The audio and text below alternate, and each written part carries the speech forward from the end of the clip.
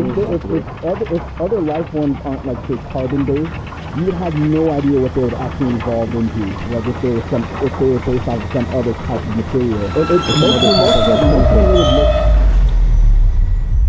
Oh fuck! I think we stopped moving. It might be, honestly. What the fuck? Yeah. I'll fix it. Why is this stupid hatch so fucking heavy?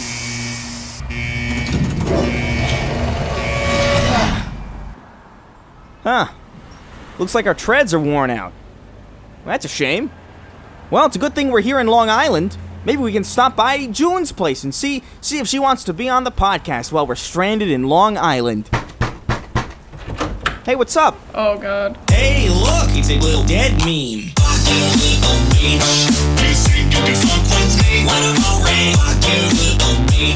Hey, look, I hope it's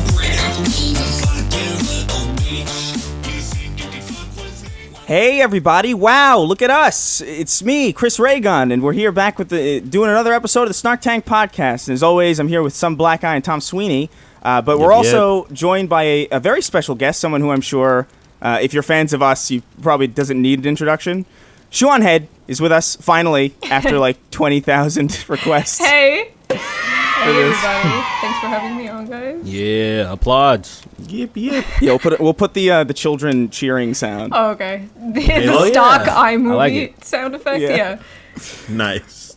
I'm still using iMovie, by the way. Jesus. It's been like 10 years. It's a classic. Still using iMovie. I honestly envy the fact that you've stayed with the same thing for so long, because I've like continuously upgraded my shit to the point where it's like I feel like I need to now. I'm one of those people, like, if it works, I just keep it. Exactly. Like half my laptop is static, like the screen, but it still works, so I just keep using it. Wait a minute. That's a bit extreme. That's a bit extreme. Wait, hold on. It's like driving a car when the rear wheels don't like work. You're just like, I'll make it. My phone screen is cracked, still use it. Wait, so half your screen is static, like literally like 50% of the screen you can't see? 1/4 of the screen, like the side, is all static. Why won't you get a new computer? Do you just like minimize your page and then move it to the side? Yeah. So you'll be fine? I'm lazy. That's frugal. I appreciate that, honestly. That's ingenuity right there. That's good. I'm late. It's like I could get one. I guess. I'm just too lazy to do it. I mean, come on. There's no at this point. Amazon has a one-click button. Like there's no excuse not to get something. You still gotta look for the laptop though. I feel you, June. You're not wrong. Excuse me. Yeah, you gotta at least search it up. That's a tough job looking for a computer. That's a big commitment. That's like something that you got to spend like the next like probably in Shoe's case the next 20 years of your life with. You know, 20. Yeah. Bro, I'm so impulsive. Like the last car that I bought 3 years ago, I bought it within like an hour of just going on OfferUp. I just pulled up the app and I was like, oh, this looks cool. I called the guy and then I got the car. And that could have been disastrous, but hey, I'm just going to keep rolling like that. Yo, big moves, man. I respect that too. That's fair. That's all. Everything's fine. Everything is fine. Everything's okay. I was driving a Honda from 1998 for like years until just last year. I finally updated my car. So just out of 2002 to 2002 Honda or something like that. 2016, but okay, that's a newer. cursed year. But yeah, it is a curse year. Did you get that e-bussy? Did you hear about that car? Yeah, I saw that trending, and I was scared to click. What's an e-bussy? Wait a minute, you gotta let me know. Oh god, I'm in the dark on this too. I have no idea what the hell that is. So e-bussy was trending on Twitter, and I was scared to click it because you know the nature of the internet, and it was actually a bus. Like a mini bus. What the fuck is this? It looks like a Mega Bloks toy or something. What is this? I don't know. Is this a real bus? This can't be a real vehicle. It's an e-bussy, baby. There's no way this is real. This looks... When I see this, I'm gonna be fucking jarred. But let's see. What the fuck is that? It's a toy. Damn. You guys are all clowning it. I want that shit. It looks like something you would get in at a zoo to see the whole zoo from like a fucking wire. Like a monorail, you mean? Like yeah, exactly. It does kind of look like a monorail. I hate that. I don't like anything about it. It looks so stupid. You know what I love about the name though? It's whomever named it, you can tell that they have no connection to the internet. So they don't. Wait a minute. That's the name of it? Like the official... Yes. Is it E Bussy or E Bussy? Holy shit! I thought It might be E Bussy. I thought it was just a meme. Like people saw it and they were like, "Oh, look, it's the E-Bussy." That's the name of it? They named it the E-Bussy, yes. Oh my god. Is it E Bussy though? It might be E-Bussy. Bussy. I'm sure it's supposed to be bussy, but nobody's gonna call it that. Because I mean, It's bussy. I'm a bussy connoisseur, and I wouldn't name a vehicle bussy ever, but This is off. I like it honestly. It's already off to a really great start. Great. I don't know. This I don't even know how to get back on track. But this a podcast with Shoe, I feel like this is one of those things that like a lot of people have been eager to happen for a long time. And not only because I think your channel has been so big for so long, and so you have a lot of fans in general just asking about it, but I think specifically, you and I have had a very close, Very very similar trajectory throughout the years. Very unique. Yeah. I feel like you and I were always like the black sheep of the fucking what do you even call it? Skeptic community. We were always grouped in with each other. You were always called a male me. I was always called the female you. Yeah, it's very very weird, and it's especially. Didn't somebody just share a comic with you guys in it? Oh, the Marvel thing something. from like years, the cursed Marvel thing. I don't think it. It's not Marvel. I know it's think it not was that. They're a Fathom. smaller company. Fathom, yeah. You're right. That's it. Like you guys are you guys are fucking. That's how notorious you guys are. It's pretty Well, nuts. notorious. They're I mean, fairly synonymous. let's slow down with. I wouldn't say notorious. Maybe beloved. Notable. You know, Chris, I'd say at guess. best. we had the best takes in that comic strip of the situation. We did. We did. We did. We were alongside Who else was in Paul there? Joseph Watson and like Milo Yiannopoulos. So. And Anita Sarkeesian, yeah, I'm pretty sure. What a baffling comic strip. But I remember being vaguely flattered by it when I saw it the first time. I was like, oh, cool. No, I still think it's cool. Yeah. But, like, they definitely were very kind to me in their interpretation. Like, I look like I'm 8 feet tall in that drawing. Yo, you look That's gorgeous, bro. crazy. It's really... You are definitely not 8 feet tall. That shit's insane. I mean, I think my soul is 8 feet tall. Yeah, sure. But no, I feel like, I feel like the last time we talked, I think even, like, Sweeney's never talked to you. Yeah, never. But the last time we talked, I feel like, outside of just being in person at, like, VidCon and stuff, was probably, like, in one of those awkward live streams back in, like, 2015. Yes.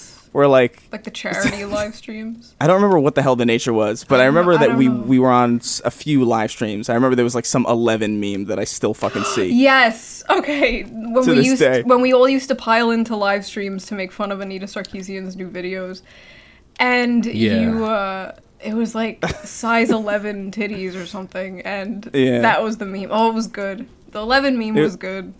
It was pretty good. I still have like a folder full of them somehow that I just didn't delete. I don't know where that came from. Don't worry about it. It's not important. Anyway, we've got... I guess it's not.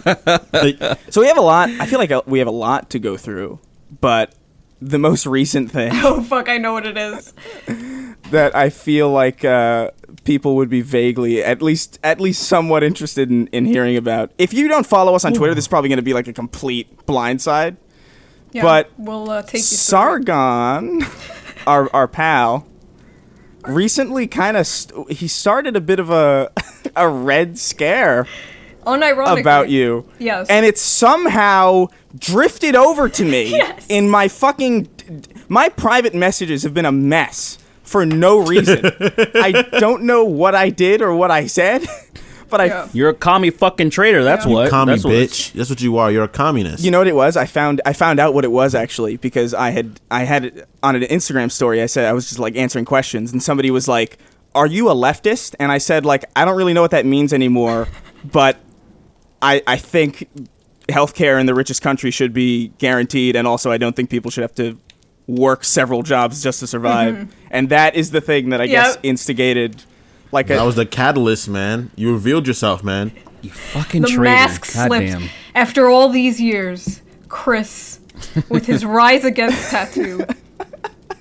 That fucking stupid fist in the air tattoo you got on your arm. It was the fucking beginning. turns- We all knew you were you fucking czar. I hate you. Sar.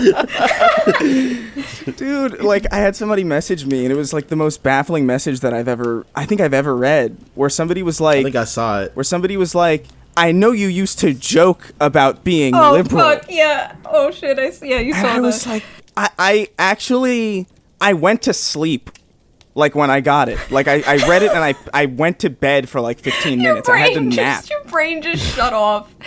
You had to take a fucking nap because you saw some wild shit. I just genuinely couldn't believe that anyone could have possibly interpreted every single moment in like many videos where I would break character specifically to just say, hey, by the way, I know these are my leanings, and somehow took that away as the punchline. So I think the issue is with a lot of these people, these more right-leaning people who watch us, they kind of think that they had like a monopoly on, criticizing woke culture, which is kind of interesting because the whole genre actually started with atheists and left-wing people.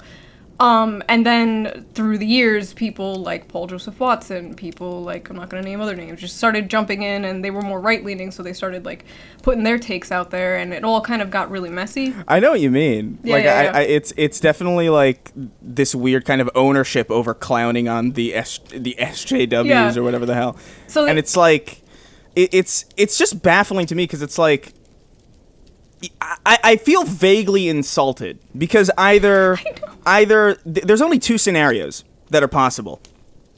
Either A, you found my channel and saw this kid who was covering Rise Against songs and like getting Rise Against tattoos and like assuming that like, oh, he doesn't know what the hell he's covering. Yeah. He doesn't know like what he's putting on his body permanently. Like he doesn't actually get it. But he's smart enough that I want to base all of my politics on him. Or, like, I want him to shepherd me through the political landscape. Or B, they thought I was, like, just really committed to the bit. Like, I just... pretending to be a liberal. Yeah. It has to be the latter. I can't imagine it being anything else other than that. How could someone think that? Well, that's so insane. There are people... that you're pretending? I'm pretending this tattoo. That's... Sween, there are people who tweet at Tom Morello from fucking Rage Against the Machine and go like, "Oh, I was a fan of you before you were political." So this is that's true. I did see that, and that made me really upset. Insane people are. That made me go to bed actually too. I was really upset. I went to sleep. That shit is insane. That's real. What do they think the machine is? What are they? Like exactly. We literally said the same shit. I thought he was just talking about stereo systems. What? I thought he was talking about computers. I was like, what the fuck, you idiot? Dude, it's wild. It's wild. There's a lot of them, too. Like, it's not even, like, a handful. Like, I've seen a lot of people being like, this band was so great before they got political. And it's like, what were you listening to? Well, to be fair, when I was in high school, I was a huge fan of, like, System of a Down. And all of that shit went right over my head. I had, like, posters of them, t-shirts of them. I just loved them. I don't know what I was, like... I didn't absorb any of the lyrics until I was a bit older, but, like... It just went right the fuck over my head. So. No, yeah, I mean, that's acceptable when you're, like 14, young. yeah. Yeah, when you're, like, 14 or, like, a kid, you're in middle school or, like, early high school, I totally understand that you're gonna be a huge fan of shit that you're not gonna fully understand. But, like, when you're, like, a 36-year-old man and you've got, like, a profile pic where you've got, like a trucker hat and the shades... and like the beard God. And the American flag behind you, and you're like, oh, I love these guys before they got political. It's like, I fail to comprehend. So basically, we're experiencing that on a smaller scale. Yeah, I guess so. I guess so insane to me. Yeah, I guess you could say that we're basically Rage Against the Machine. Oh no! Basically, that's a good. Yeah. Rage Against the blue-haired Tumblr feminists. Yeah, there's no distinction. We are equal. We are equal in talent, in prestige.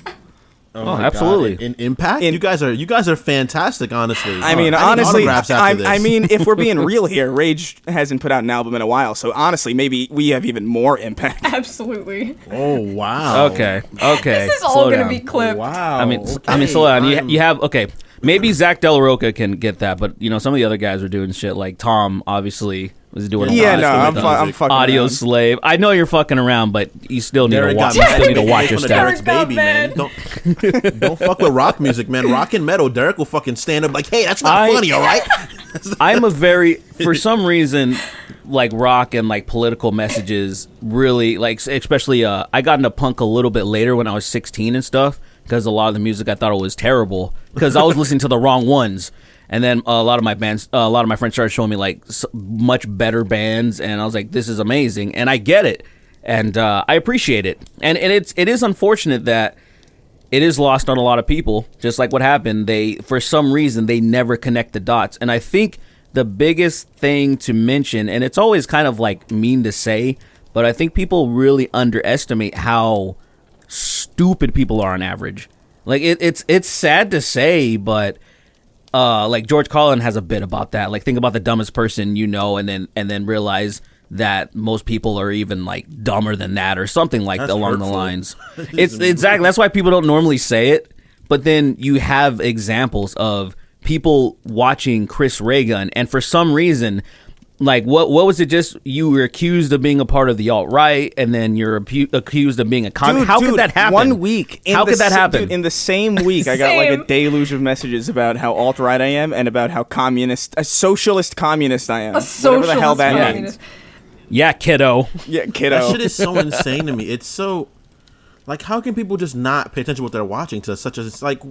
I don't know. I don't want to pretend like I'm not also probably stupid sometimes. Like I'm not like a brilliant person. No, we have stupid moments, but everyone you know what you're stupid. watching though, right? You know what you're watching when you're watching it. I can like give And you if I enough don't, I credit stop for that. watching it. I stop watching if I don't know what's going on anymore. I get confused and I turn it off. So I think with Chris and I guess Derek to an extent, was when we like criticize this stuff, we would do it because we agree with these people fundamentally, like their goals and stuff like that, but we just hated the way they went about it. We hated the virtue signaling, the identity politics, you know, the fake... The cringe. The cringe, the music. absolute cringe. Yeah. The empty platitudes, the... all of that shit, that's what we criticize, and I know Chris has described it as, like, reeling in your own side or whatever for years. Yeah. No, I mean, just the idea to just kind of show people, like, hey, you know, you're not crazy for thinking this is, like, weird. Even when I would, like, make videos about, like... there was a point in time where a cringy SJW song was kind of unavoidable. Like, there was, like, a new one... It feels like every month there was like a new, like there was some cultural appropriation rap or like something. Mm-hmm. And like most of the time in those videos, there are occasional points where I'm like, okay, so that's kind of wrong. That's kind of weird. That's kind of a weird way to think about it. But the ultimate point at the end of the day was like, this is such a terrible way to get this message across at all. Like, it's so cringy. Who is this for? This isn't working for anybody. I saw a few of those and I was just blown back by how fucking... like, just unwatchable. Like who the fuck... Could you imagine meeting the person that sat down and watched it and was like, wow, that's pretty good? Like, I would make fun of them forever. One of my favorite ones was that one on the Bill Nye show. That Bill Nye one was like a really... yes. That wasn't good. Mine has to be the MTV cultural appropriation. I'm sure that's what you're talking about. When they're just like, cultural appropriation. You remember that shit? Is that the... Oh, my spine. I saw that one. That was ridiculous. I think so. I watched it with you, Chris. Chris, I think you made a video about it. Did I? I'm pretty sure you made it. It was like that bald... The one of them was like bald and fat. Is it... Wait, is it... Oh, wait a minute. Is that the one where I shoot myself in the face? I think so. Probably. Wait, that does not... Chris. Is that every video? Chris, that does not narrow down. That's not special at all. Yeah, that's kind of your character. I don't know, man. There was just so many of those for like a time, and it was just so overwhelming and so like... It felt dishonest not to point out how stupid it was, because it's just so objectively cringe. Like, it's not even like an opinion. Like, I feel like even most people who would have agreed with that message, the general concept of that message, would watch it and they'd be like, what the fuck is this? And at the time, like, people got mad at us for criticizing that shit. Like, they would legitimately get mad and be like, oh, you're just being, you know, alt-right. Like, what the fuck? Yo, people back then were genuine, like, parody people. Like, I genuinely can't believe that some of them are even real still. Oh, yeah, so what I've been calling SJWs now, I'm sure you can get on this train if you want. I've been calling them Cointelpro. which is a CIA operation that like was meant to disrupt political discourse. And so that's what I'm calling them for now, because I literally feel like I have woken up from a psyop in the past year. I feel like we've woken up and we look around and we're like, wait a minute, all that shit was really dumb. Like, and now even left-wing people are like, hey, that shit was really dumb. We kind of like all woke up from this like, this like psyop we were in, this fucking MK Ultra. But yeah, I just called them Koizuprono, so you can. That's a very fair point, because it's not a bad mentality to have. What we were saying was, but like, who is this for? Because I've never seen anything like that before, and to be fair, it happens whenever it seems like whenever somebody has like the opportunity to use this very large platform, they just use it so incorrectly. That's kind of like how the whole Atheism Plus movement happened, because a lot of religious folk, a lot of theocracy started to spread. And they were just putting out the dumbest, cringiest. I mean, it's always dumb and cringy, but it's so underground, right? Mm-hmm. But then it was like really amplified. And all of a sudden, all of those people that were making atheistic content, they exploded onto the scene, just refuting some of the dumbest and cringiest shit you've ever seen. Like this dude that was like Prince EA essentially, but he was just like for religion, that would make all these like. I don't know his name, but I remember seeing The Amazing Atheist. Making a video about it. This was forever ago, and that's the type of stuff that started happening to like progressive ideals. Yeah, it was it was like refreshing for people to see people take down this stuff that was basically just like infesting the internet, and people were sick of it. So you just have to have common sense, half a brain, be like, this shit is cringe, and people were like, I agree. Yeah, just because you're shitting on it doesn't mean this is actually, I was having a conversation with my mom the other day, and I was saying that I'm disappointed with what happened again with the DNC. You know, that they keep doing the same shit, and I don't see them putting up a good enough fight to beat Trump. Mm-hmm. And basically me criticizing the left, she's like, whoa, what about like the right? Or like she basically like I'm advocating for the right because I'm criticizing the left and what they're doing. I'm like, no, like that's not, those words didn't come out of my mouth. And like I've been an independent since I got into politics, since I was like maybe like 16, 17 or something. Mm-hmm. And I've always been kind of like much more on the left, where like I want these dudes to take care of business, but I want them to do the biggest things that have been bothering me, like say take on the military industrial complex and obviously like healthcare. And this shit keeps not happening. So I'm always frustrated about that, and so I just remain more in the middle. Yeah. Derek, I think you're pretty left. I don't think that's middle. I don't think take on the military industrial complex is middle. That's true. That's very true. That's true. I just like sometimes liberal. I also because like say for example, somebody that I appreciated when that was running Ron Paul, because he was a veteran. And he was a creationist, which is kind of nuts because that shit's so wacky. But he was so against it, and he was trying to take on like central banks and stuff. And I'm like, the message of that he was saying about that, and like say we need to bring the troops home and get out of all this stuff and the blowback and all this shit. And I'm like, whoa, this is what I'm talking about. This sounds like fucking 60s protest songs. Like it was weird hearing it come from somebody like him. That was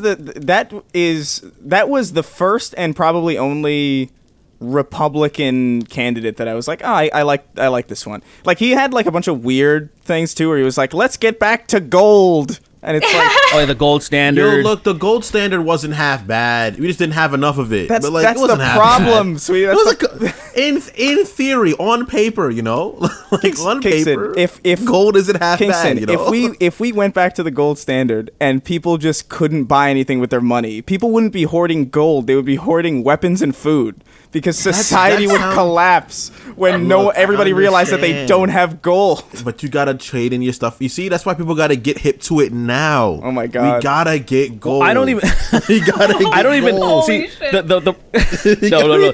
I don't know if that's a solution, but I at least appreciate the motherfuckers that like they point out the problem, because it was weird seeing the debates and when Ron Paul was there and he was like, oh, by the way, these central banks like the Federal Reserve that's actually not a part of the government, Like every dollar that we borrow from them has a loan attached to, has debt attached to it. So we can literally, by definition, never get out of debt because every time they print money, it's inflated because blah blah blah. And I was just like, I can't believe this is being talked about on. And then as soon as he got blown the fuck out, because of course, no one's talking about that shit anymore. I was just like, oh, okay, business as usual. That's fine. I'm just personally just so disillusioned with like 2 Bernie losses in a fucking row. I know. And it's just, it broke my heart.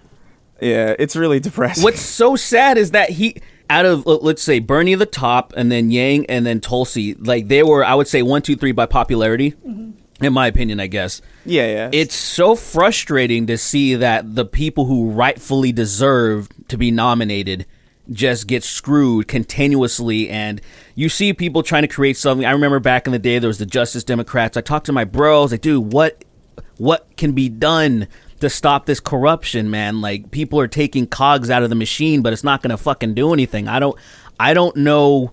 I get jaded. I'm at the point where, I usually get excited around election year, make content and stuff, and let's talk shit and whatnot, but I'm so jaded right now to the point where I don't mean to be. Like, that's why I just, instead of making content about it, I'm just not, because all it's going to be is just negative shit that I'm like, dude, blah, blah, blah, nothing's going to change. Even if Biden and Harris win, the major things that need to be changed are not going to be changed. It's going to be... There's going to be no... Dude, Biden said about, when you were talking about healthcare for all, right? Universal healthcare. He was essentially said, that bill is never going to make it on my desk. Yeah. So he's not even going to entertain it. And I'm like, what? Oh my God. Yeah. It's just, I was just like, what?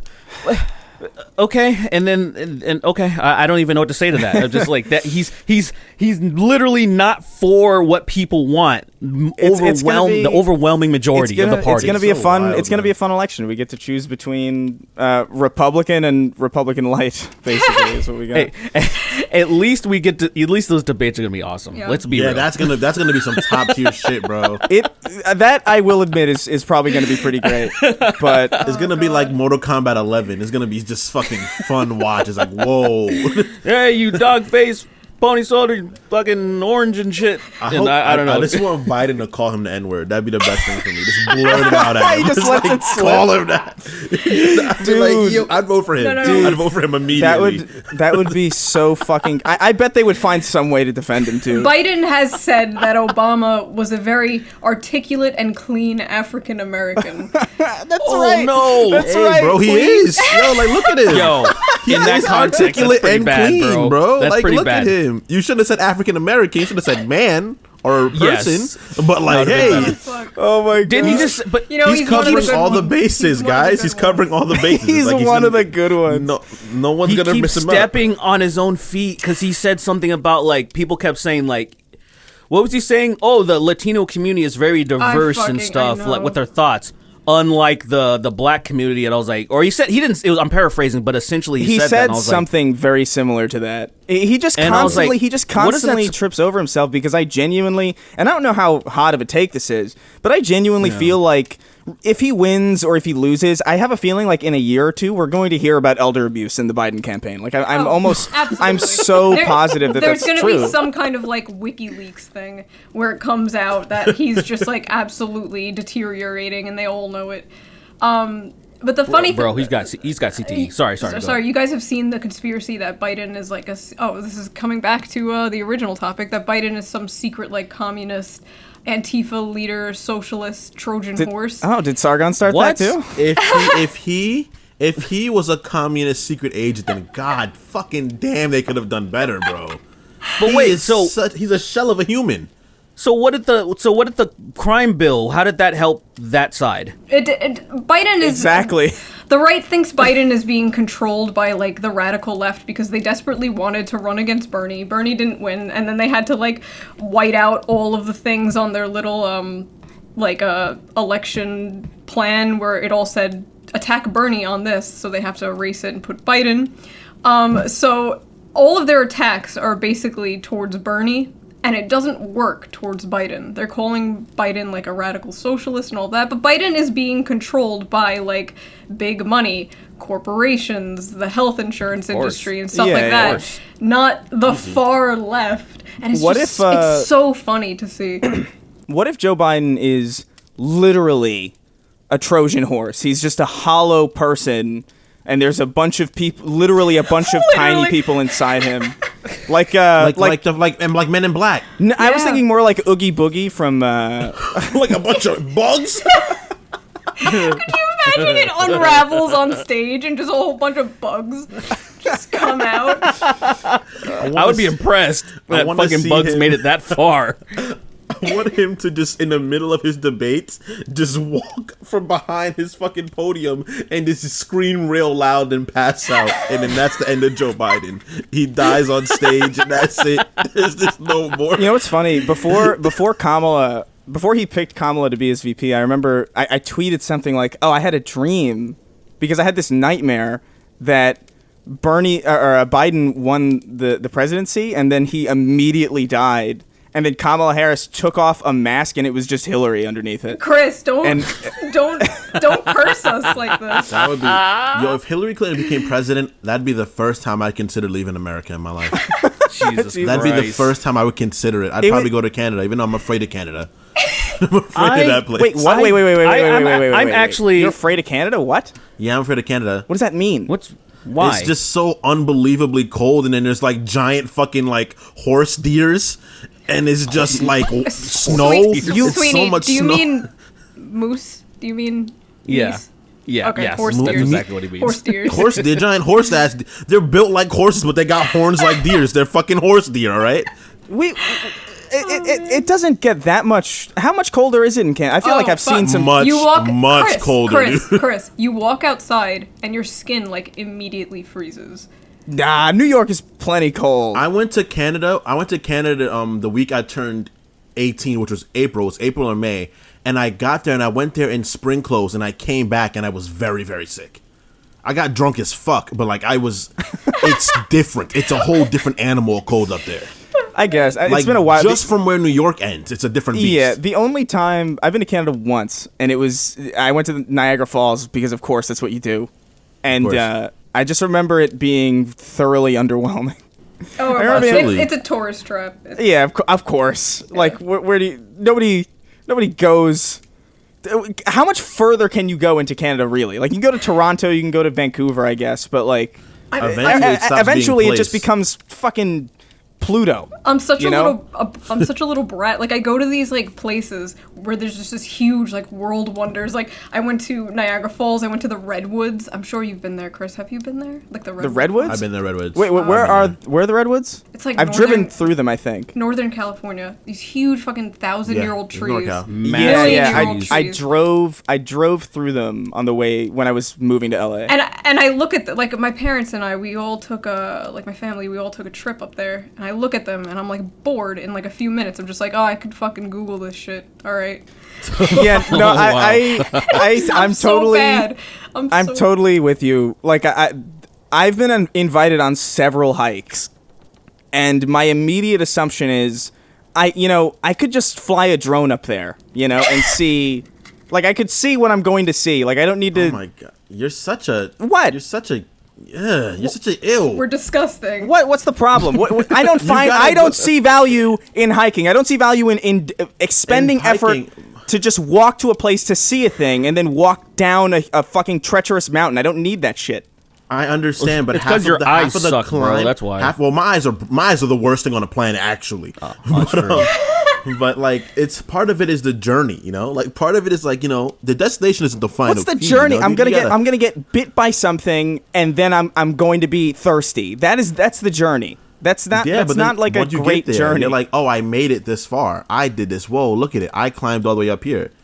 I've never had that feeling. Chris, you're the type of person when like AI sex bots are like fully on the market, like you're gonna like never go back. What? You're gonna be like, what is the point of having real female when this shit is so much more like it's just what? Work. No, that's so different. That's so different. It's not really. It's not really, because I could just fly a drone and see it. Like, what the fuck? Chris and I are like the prototype of like the WALL-E thing where we're just going to be sitting in a chair with like VR hooked up to us. That's good. That's our life. Exactly. Look, for me, I'm not a fan of robots, really. Just like I'm not a fan of pretty much anything that isn't a human. But once you can get AI pussy, it's damn near no reason to get regular pussy. What are you talking Unless you're trying about? to have kids. Like, let's be real. That's Sweeney. so insane. That's efficiency, baby. They're making artificial wombs, so Exactly. You could have a fucking proto baby, bro. Fucking just Women. I mean, I'm not gonna say Obsolete. women. I'm not saying obsolete. I'm just saying, you know, their market's getting thinner. That's what I'm saying. The market value of wombs is depleted. No, I don't know. Like, I just the whole. I've just never been a person for like the outdoors, really. Like, I appreciate going to like a party or something, or like social. I like the city. I like city adventures and stuff like that. But like the second you put me in like a forest or like a cave of some kind, like I'm just not. I'm not in my element. I'm not in a state of wonder where I'm like, you know, gazing at the beauty of everything. I'm just thinking, wow, I'm really far away from the things that I really I'm need. really far away from my computer. I don't like it. Yeah. You have to experience it, because I was like that too. Growing up as a New York City head, you are very much so terrified of everything that is not a building, a cab, some Hispanic man yelling something terrible at you in Spanish. Like, you get really scared of this, like, other than the city. But then I went spelunking once. That shit's kind of scary because caves aren't funny. Caves are different. That's fucking doom. Caves aren't funny. Caves aren't funny at all. Caves are fucking terrifying. But I went like rock climbing. I went like canoeing and shit like that. I can barely swim. I can swim now. Then I couldn't swim, and it was still really fucking cool because it's a different experience. That's all it is. Because like this whole world is out here, and so often do people never interact with it. How the fuck? It's kind of wild. How the fuck did we get from Sargon's Red Scare to caves? Caves are you don't cool. understand that. You don't understand that this is the I love podcast. it. That's exactly what it is. It's a dementia podcast. I can tie it back though. Dementia Kingston, podcast. Kingston, what? Let's say you're spelunking, right? Let's say you're spelunking. A hypothetical for Fucking you. hate that word. You're spelunking in a cave, Okay, like cool. a pretentious person would. I'm not pretentious, but it's just checking out a cave. You're not pretentious, but a spelunker would be. Is all I'm saying. You're in a cave. You're in a cave spelunking. And you see a little hole with like a little crater in the cave with like a vague candlelight coming out of it. You peer over it, and it's Sargon, and he's looking up at you. And he looks up at you. He says, "Hello, Kingston." I would start crying. No. Wait. Wait. Person I don't know. Wait. It's not over. He says, "Pull me out of this hole, and I won't tell Twitter you are a communist." I feel like that'd get me more follows. So I'd be like, nah, dude, tell him I'm a communist. Also tell him what I did to you, and I'd attack him. I would attack him. I'd take his candle. I'd bust his knees. Oh my god, dude. Tell him what I did to you. Wait a sec. I don't even think we got to the part where how Sargon even got into the picture of this conversation do you want me of what to tell exactly. The story? Yeah, I guess you because would I know. think people are probably like, wait, what happened to Sargon? Yeah, you would know probably more. Like I'm only vaguely tangentially aware, just based on like the DMs that I've Yeah. gotten. So like Chris and I have always been left wing. But I never really talked about my deeper politics other than culture war criticism until maybe 2 years ago. Then I started getting into real politics, especially with like the primaries and everything like that. Yeah. Talking more about economics, and I'm pretty far left when it comes to economics. So the people who have never heard me talk about this stuff, they think I'm like a socialist and whatever. And so I've also been like talking to more left-wing people, befriending more of them and stuff like that, just because, you know, we have stuff in common. And also because the world is fucking collapsing. And and so I'm starting to care more about stuff that matters. Don't you love it though that like you befriend left-wing people, right? And then the generic kind of like anti-SJW kind of stereotype of a person kind of comes out, kind of has a huge problem with that. Yeah. But Well, that was like a whole thing. Yes, back in like exactly. 2016, 2017 about like, hey, you know, we're reaching out to left-wing people, but they don't want to reach out to us. It's like, oh, how dare they not want to reach out to us? Yep. Like that was like a whole fucking thing. Yeah. Like when I hung out with ContraPoints in like 2017, you know, ContraPoints' fans freaked out. They were like, how dare you hang out with Shoe? Like, she's a Nazi, blah, blah, blah. And so now it's the opposite, you know, like I'm befriending like Vosh and people like that. And now it's just like, how dare you hang out with them? Like, they're dangerous. It's just like, it's literally Nega 2016. It really is. Sargon's on Twitter. Yeah. Like, how everyone was calling us Nazis back in the day? Sargon's calling us all commies. And also telling people to go educate themselves and read a book and whatever. So it's very... Yeah, it's amazing. It's like a mirror universe. It's kind of wild. Because you really couldn't write it more predictably. So the breaking point seemed to have been, I went on this 24-hour stream, a stream that lasted 24 hours, mind you. There were like 50 plus people that went in and out of that stream for 24 hours. So it wasn't like Your Movie Sucks there too or something? Yeah. So I didn't know everybody invited in the stream. In fact, a lot of them hate me, like absolutely despise me. I had to make sure I wasn't on the same time other people who hated me were on. It was actually quite stressful. But it was a charity stream for like a trans thing. Yeah. And they raised like $45,000. Like, it was a good time. And before I went on, apparently they were talking about like hypotheticals, in their revolution or whatever, what would be done with the police officers. And it got kind of, LARPy. Yeah. Yeah. And they didn't say to kill them or anything. It was just, kind of LARPy, like, oh, what is to be done? And so I didn't know this person talking at all. It was some person with a woman voice. I don't know who it was. Sargon made like a whole video, and it was called "Socialists Are Bad People" at Shoe0nhead, like directly adding me in the title of the video. Ooh. So he's just like, I Shoe0nhead is, I don't know, I can't do a good. No, do it. Shoe0nhead is spiraling down into communism. And I'm scared. And it's just like shit like that. And he's like, the people you hang out with are not good people. They want to kill people. And like, I didn't know this woman, but the worst thing about it, because he guilt by associations me with this person, which I thought we were against. But this is even worse, because it's not even someone I'm friends with. It's someone that I've never spoken to in my life. I don't know who it is. His audience, a big chunk of his audience, thought the person speaking was me. What? Really? What? So now I have thousands, Chris, thousands of people like Shoe0nhead wants to kill cops. Shoe0nhead is a communist, blah, blah, blah, like flooding my comment section, my emails, my Twitter, like, it's fucking insane. And he's convinced that I'm turning into a communist just because I want like basic human rights that other countries have had for like decades. I want like, healthcare, living wage, stuff like that. Yeah. It's insane. And now you're getting pulled into the mix, so that's interesting. It's baffling to me though, because like, as ridiculous as that is, and as ridiculous as it is that like he basically made it so like you're responsible for somebody else's words. I know. I wasn't there. Like, I wasn't involved at all. I said nothing. Like, I'm genuinely befuddled as to how I got thrown into this. Chris, you know what this is? Like, I know that Sargon unfollowed me, by the way. Yeah. That's hilarious. Yeah. What did you guys have like a back and forth or anything? No, or? he mentioned me and he said, oh shit! Oh yeah, no, I know what he said, Chris. He said it's just a shame that Shoe and Chris are joining the woke brigade. Oh yeah. That's what he said, and I retweeted it and I was like, genuinely a question, where I was like, in what way have I joined the woke brigade? I feel like I've been remarkably consistent for years. And I don't even know. What did he say? I think he said define woman or something. Yes!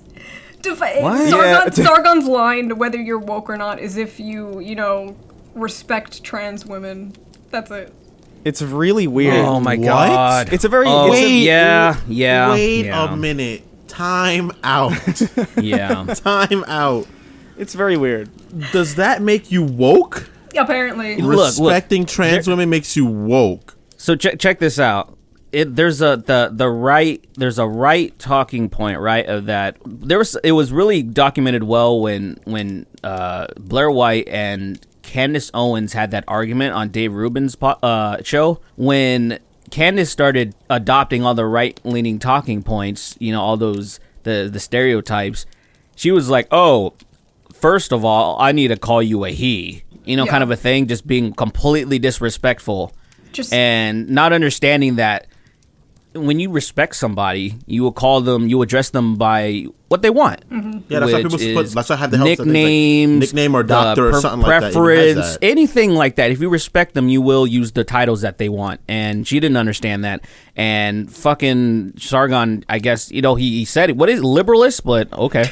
It's really weird, though, because it's like, in that Candace Owens case especially, like, you have to really go out of your way to misgender Blair, She was poisoning the well. Actually. And she was also using identity politics right off the bat. She was like, by the way, this person's trans. Like, okay. Yeah. As someone who before didn't agree with, like, I had that stupid, hyper ignorant thought before that, like, oh, well, that person was born in this sort of way. I referred to them at the base level, they are X, instead of being respectful to what the person is. If someone wants to be called something, that's their preference, Just be respectful. Or you can refer to them by their name. Well, I feel like a lot of people there's like centuries of education teaching you like what certain things are, and like, or language, it can't necessarily be expected that everybody in like a really short amount of time kind of comes to this understanding that like all of this needs to be undone right away. Because the reality is like kind of simple. It is kind of simple, but they're also like, let's face it, like your 99-year-old grandmother's not gonna, like there are people who are just like at the point where it's like they're just coasting through life, waiting to take the big sleep. They're not really all that. Yeah, absolutely. You absolutely have to be like patient with people and like just kind of explain it. Yeah, like your boomer parents or whatever. This is all new to them. This is new and scary. Oh yeah, dude. People have a tough time accepting new Spider-Men. Yeah, like you're not gonna get everybody to just. You're not going to get everybody to just kind of overnight understand like the intricacies of like identity and all that shit. Yeah, difference between like sex and gender and stuff. But I did think that was like a really weird line that he drew. Like I just didn't even understand it. I didn't even see it for like days because like I just wasn't really paying that much attention to it. It's also a thing that we both believed for like years too. It's not like so him just being like, oh, now they joined the woke brigade because they think trans women are women. Like we've always thought that. Yeah. I definitely think that there was a point where I was like confused about it, but I would never I would never be rude about that and not call someone what they want to be called. Yeah, I've never like intentionally misgendered a person or like or any of that. And now he's on Twitter like, what's the difference between communism and woke, Shoe? And it's just like, Karl Marx famously, more female CEOs. Like, communism is when Captain Marvel movies. Like, I don't. Marxism number one, bro. Marxism and lesson one, bro. Dude, I don't know, man. Female heroes. Yeah. Yo, this is crazy. Like to be honest, like a lot of that stuff, I don't watch. I never had an issue with Sargon, particularly because I stopped watching his content like a long time ago, and I don't mean that as like a jab. I just stopped. I mainly use YouTube for like, I don't know, there's a Thoughty too. He makes informal videos about interesting stuff. It's not like political. It's very apolitical. Yeah. And then just like apolitical stuff mostly. And that's just me. So I didn't know that there was this thing going on that you make daily videos to beat the algorithm. That's essentially what I said the Quartering's doing. No bullshit. Tim Sargon's Pool's doing that a lot. Tim Pool, yeah. So they're all doing. I think they got it from Tim Pool. I think.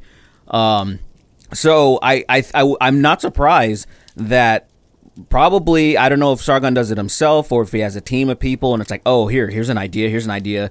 So without looking at it or examining it, and it just went like, oh, here's Shoe talking about this, and then he didn't even check to see if it was actually you. I'm assuming. No. I think he knew. Yeah. How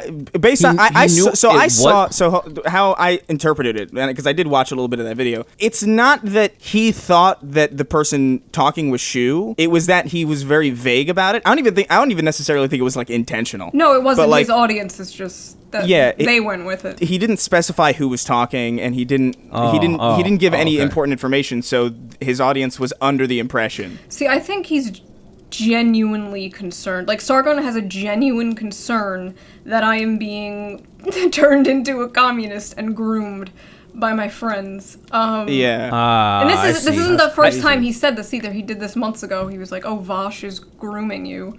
Very because strange. I see. So it's literally like this weird, genuine concern, and one of his fans actually wrote this huge manifesto that was like, Shoe, you don't understand, like, Sargon thinks of you as his, like, daughter, and you're going on to, like, date this extremely terrible man, and he's just very protective of you. It's like, that doesn't help. That just makes it so much worse. What are you talking about? That's significantly creepier. And the thing is, like... so fucking scary. The thing is, like, I wasn't bothering Sargon. I wasn't talking about him doing anything. Like, I completely have left him alone for, like, years, and all of a sudden he's coming at me with all of this shit. And I'm like, what the fuck? Like, I thought I escaped all of this. Now they're just pulling me back in. Yeah, I haven't. Interesting. I just haven't really kept up to date with him at all. Like, it's been so long. And also just like I feel like I started drifting away from the political sphere pretty early. Yeah, lucky. Like I think in 27 I think even like early 2017 I was getting to the point where it's like I think people are kind of coming around to this idea that like what we're saying isn't insane. Mm-hmm. So like I felt comfortable doing like kind of whatever the hell. Like, oh, here's a video about diaper mates dating sites or like whatever the fuck. So Chris, I'm extremely jealous that you managed to do that. Your video game stuff is like really good. Well, evidently it doesn't matter. Yeah, apparently it doesn't matter. But it's I went head first into it. I went deeper into it. You escaped. Oh, you're much deeper. So Yeah. You have a channel dedicated to it, right? Yeah, Brainlet. Yep. Or Brainlet, that's it. Yeah. Yeah. I haven't uploaded there for months, but I mean, it's all good. I mean, hey, it's always. I think it's nice, and that's essentially why for the most part, I'm almost divorced of it. Not completely, but I rarely upload making anything that really matters, I guess, and because it was my passion like a decade ago, and then I got jaded, and then I originally started my main channel to be like play games and shit, because I was just inspired by like KSI, Markiplier, all these PewDiePie, that I was like, holy shit, this is dope. I think I can do this. And then I got distracted with all the weird shit that was happening, right? Like when I would normally go on websites like Kotaku, Rock Paper Shotgun, Games Radar, whatever, and all of a sudden I'm seeing these weird articles that have nothing to do with games, and that's when it's like we all saw it happen. We all collectively saw it happen. Yeah, yeah. And once it started to die down, like say for example, when's the last time you saw a video of MTV News just saying what was it? It was in New Year's Eve resolutions for like white people or near like that shit. Dude, that's what I'm talking about. It was a fucking psyop. I swear to God, all of this shit was like some CIA thing to dismantle like left-wing politics. I mean, maybe because like that, that shit's gone. So I have no reason to, like comb through the internet and try to find. I gotta find somebody woke. I gotta find if something happens that's just nuts. Okay, sure, let's talk about it. But see, for me, whatever. it was like you didn't have to find things back then. Exactly, things would just sort of explode, and you'd be like, "That's pretty stupid." But now it's like Trigglypuff? You really remember that bit? Trigglypuff. Yo, people still use her in thumbnails. It's amazing. Do they? What? Wait, what? What are you guys talking about? So I don't know if you were. I don't really know if you're familiar with this, but there, like a couple years ago, there was this girl who was like freaking out at this university, and she was like just sort of.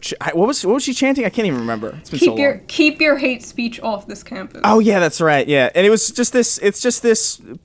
Yeah, this portly human sitting in a auditorium in a school or some kind, and she got like kind of like recorded doing like a really cringy thing, and it was objectively cringy. Like it was fun to poke fun at, and then like that was it, and then it went its course like after like a month. It was all. Yeah. You know what's funny about that shit though? It's like when you look back at all of this, it's always like these crazy, usually overweight, maybe dyed-haired people screaming like, human rights, and then you got this like conservative in a suit like, well, I disagree, human rights bad, and then everyone like looks at the conservative and they're like, wow, that guy's spitting the truth, he must be right. I disagree, human rights bars, bro. That's what it was. It was literally all optics. Like we were literally just mad at these just people being overly, emotional with their views and just having terrible optics. We were just extremely mad about it.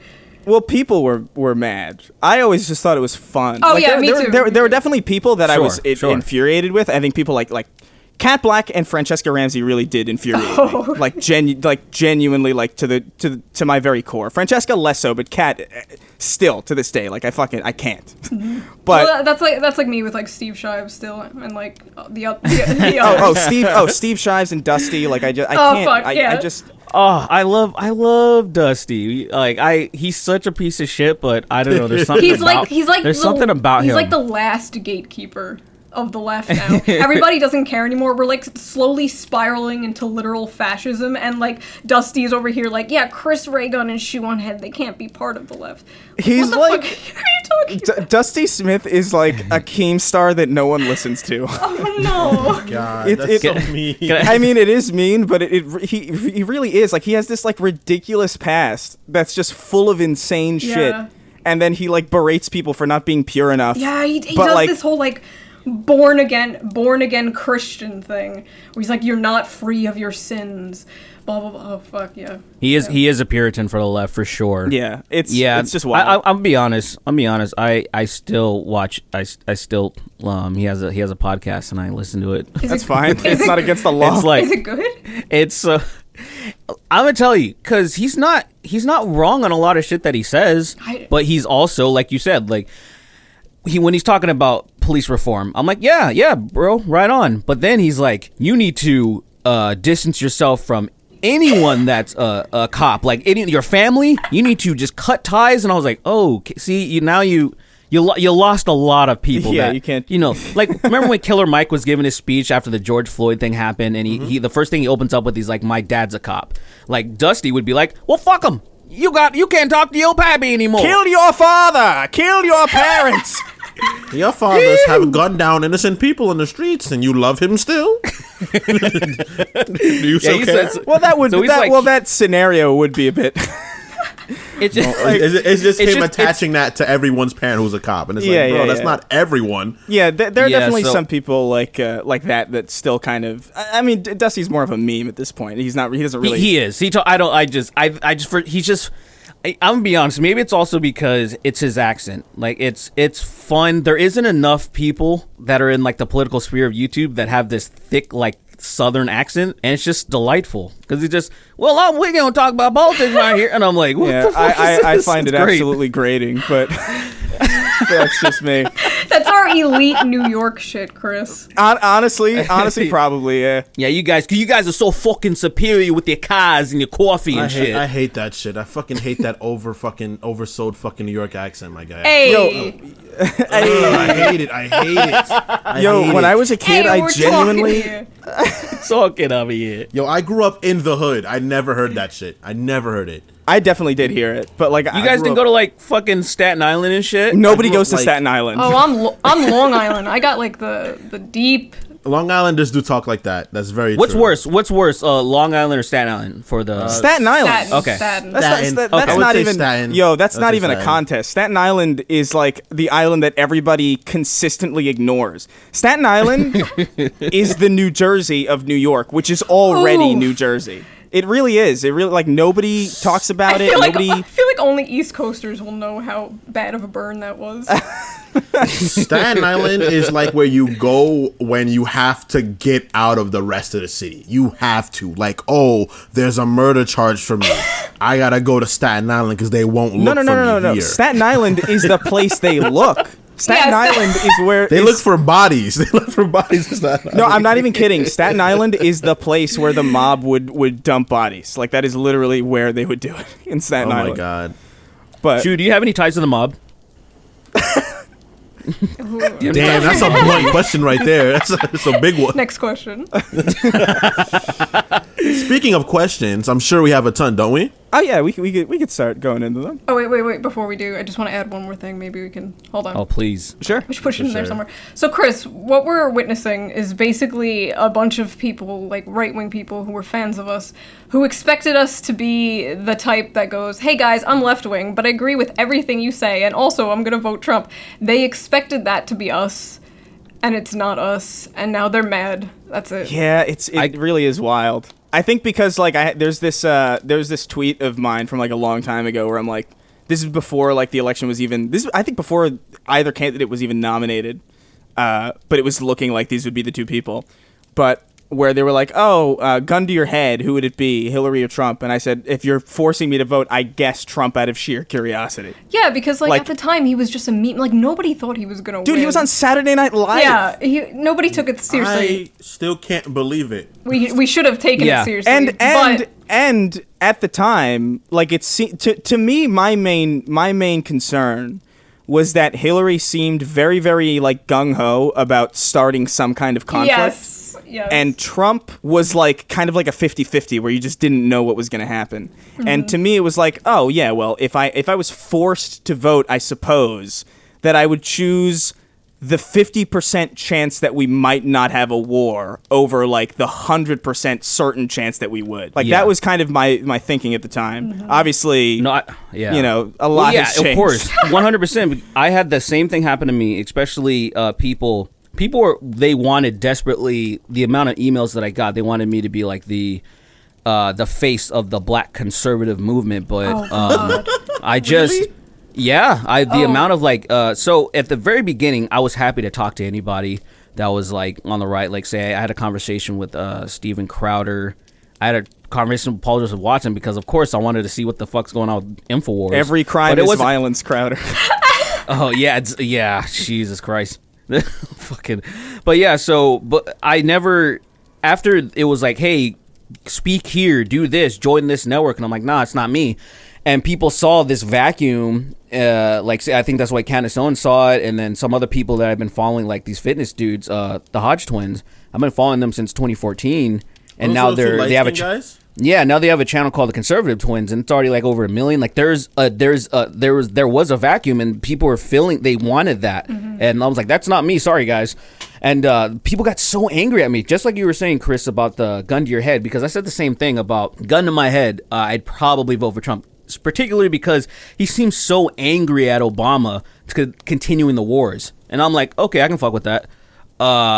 You know, hindsight's 2020. Yeah. I mean, it was a completely different platform too. Like I think, and honestly, like you can't trust that guy. Like I never once thought that he was like a trustworthy person, but he had. Businessman. But yeah, of course. But he seemed unpredictable enough whereas Hillary was just very, very.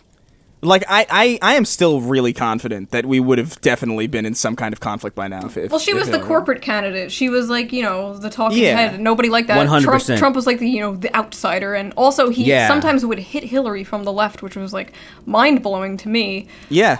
Of course it was fake. It was all like fake populism talk. Yeah, it's just it drew people in. It was like a different thing. And Chris, I'm sure you were a Bernie guy, right, back then? I was this year as well. Yeah. Like, okay. So we all were. So like, yeah, it was an insane time. Openly, by the way. Yes, very openly. Yeah, it was no secret. The people didn't know about, because I got a lot of shit when I told, like I said, gun to my head, but there is no gun to my head. So fuck these clowns. And people on the right got so mad, like, you're gonna help Hillary win. Why are you not casting your vote? I'm like, dude, fuck you guys. Like, you don't get it. And so essentially, they had expectations for you, and they just had their own. They made up their own minds of what they thought you were. Yeah, I've gotten back then. Same, Derek. I've gotten many like offers from these like big media companies, like, hey, work with us, and they were all these like right wing outlets. They were like, oh, we'll write your shit and whatever. I'm not gonna say who they were. But like so many offers, and you just turn them down because you're just like, and you just think of all the people who have not turned them down and just basically are just talking heads for like these big big donors. You can totally piece together like who took the offer too. Like it's 100%. I won't name anyone, but I think there are certain ones that are kind of obvious. Yeah. But but yeah, no, I remember I got like one or two of those offers, and I was like, what the fuck? No. Yeah. Chris, I'm also sure you've noticed, like, things have kind of changed on the left. It's, remember back then when we would make fun of Hillary, we'd get a lot of shit for it? Yeah, now they join in. The entire left wing is, like, just dunking on the Democrats 24/7. It's the funniest shit. Like, and back then, we were called fucking all right. Yeah, dude, I won't lie, it's a little infuriating. No, it is! Okay, It's fucking. It is absolutely infuriating. We were called alt-right for years for the same shit these people are now making fun of. You know what it reminds me of? Great, awesome. It reminds me of kind of when whenever like a Democrat just all of a sudden comes around to the idea of gay marriage in like 2014 or something. It's like, yeah, good job. Real nice of you to finally catch up. Finally catching up how cancerous this shit is. Thanks. Yeah, it is. Yeah, no, it is. It's deeply infuriating because I have just like all these fucking stupid articles because I said this shit too early. Are you serious? Yeah, exactly. Progressive, man. For years Progressive, about it. man. The problem with us is, though, we didn't have the correct vocabulary or anything like that, so we just went along with, you know, the right wing, how they also criticize this shit sometimes. So we would use their like vocabulary. I don't even think that's what it was. I think they used ours. I was gonna, yeah, I think that. I think they used the way that we talk, and then they started adding in their own little flourishes. My only regret is leaving such an open-ended shit. So like with my videos, it'd be like, "Hey guys, this shit is dumb." The end. And I would just kind of leave it open. So then people, like my friend literally just tweeted about this. People would swoop in. Like the Paul Joseph Watson types and the other types, they would swoop and be like, hey, you're annoyed at this thing like Shoe0nhead talks about? Well, let's talk about globalism and the Jews and the people behind it. So what I didn't do was I didn't like pave a path for anything else. I was just like, yo, this shit is dumb, the end. Yeah, so, like, I didn't do that either. Like, it wasn't really the goal. Like, I was just sort of making entertainment is what I thought, you know? None of us thought we were doing something political in the beginning. None of us. Really. And also the idea, there's something that really infuriates me with people feel like they need that type of clarification. Because I expect people to be more on the level. Be smarter about what you're... But you were just saying in fairness earlier about like the George Carlin thing where it's like a lot of people are just fucking stupid. Yeah. Yeah, they are, and I want them to. It's like I want their brains to. I want them to experience some critical thinking. I want their brains to just do a little extra and be like, all right, look, man, just because I left something out doesn't mean something. Mm-hmm. Like, stop putting words in my mouth or try to add on and make it come to your own conclusions. I'm like, just take it for what it is. I'm making jokes. We're having fun. Basically, at the end of the video, I would say 95% of the time, I just want you to leave laughing. You're like, oh, that was fun. Yeah, you know, even if it was something nuts, even if it's something like some type of some crazy bullshit, we're poking fun at it. So I'm not trying to be some savior. I'm not trying to. You know what I mean? Yeah, no, I know what you mean. I just remember back when I started going like delving out of it. I would still do it like every now and again. But like when I was starting to go away from it, I was like, I remember consciously making an effort because even back then I was getting all sorts of shit. Like still, like hey, right wing. It's like, all right, well, I intentionally, like with a distinct mental focus, yes, like tried to make my shit in such a way that you couldn't conceivably interpret it. It just doesn't matter. And it just doesn't, like, I specifically, I didn't use the word SJW without mocking quotation marks for years. I stopped saying that in 2017, literally. Me too.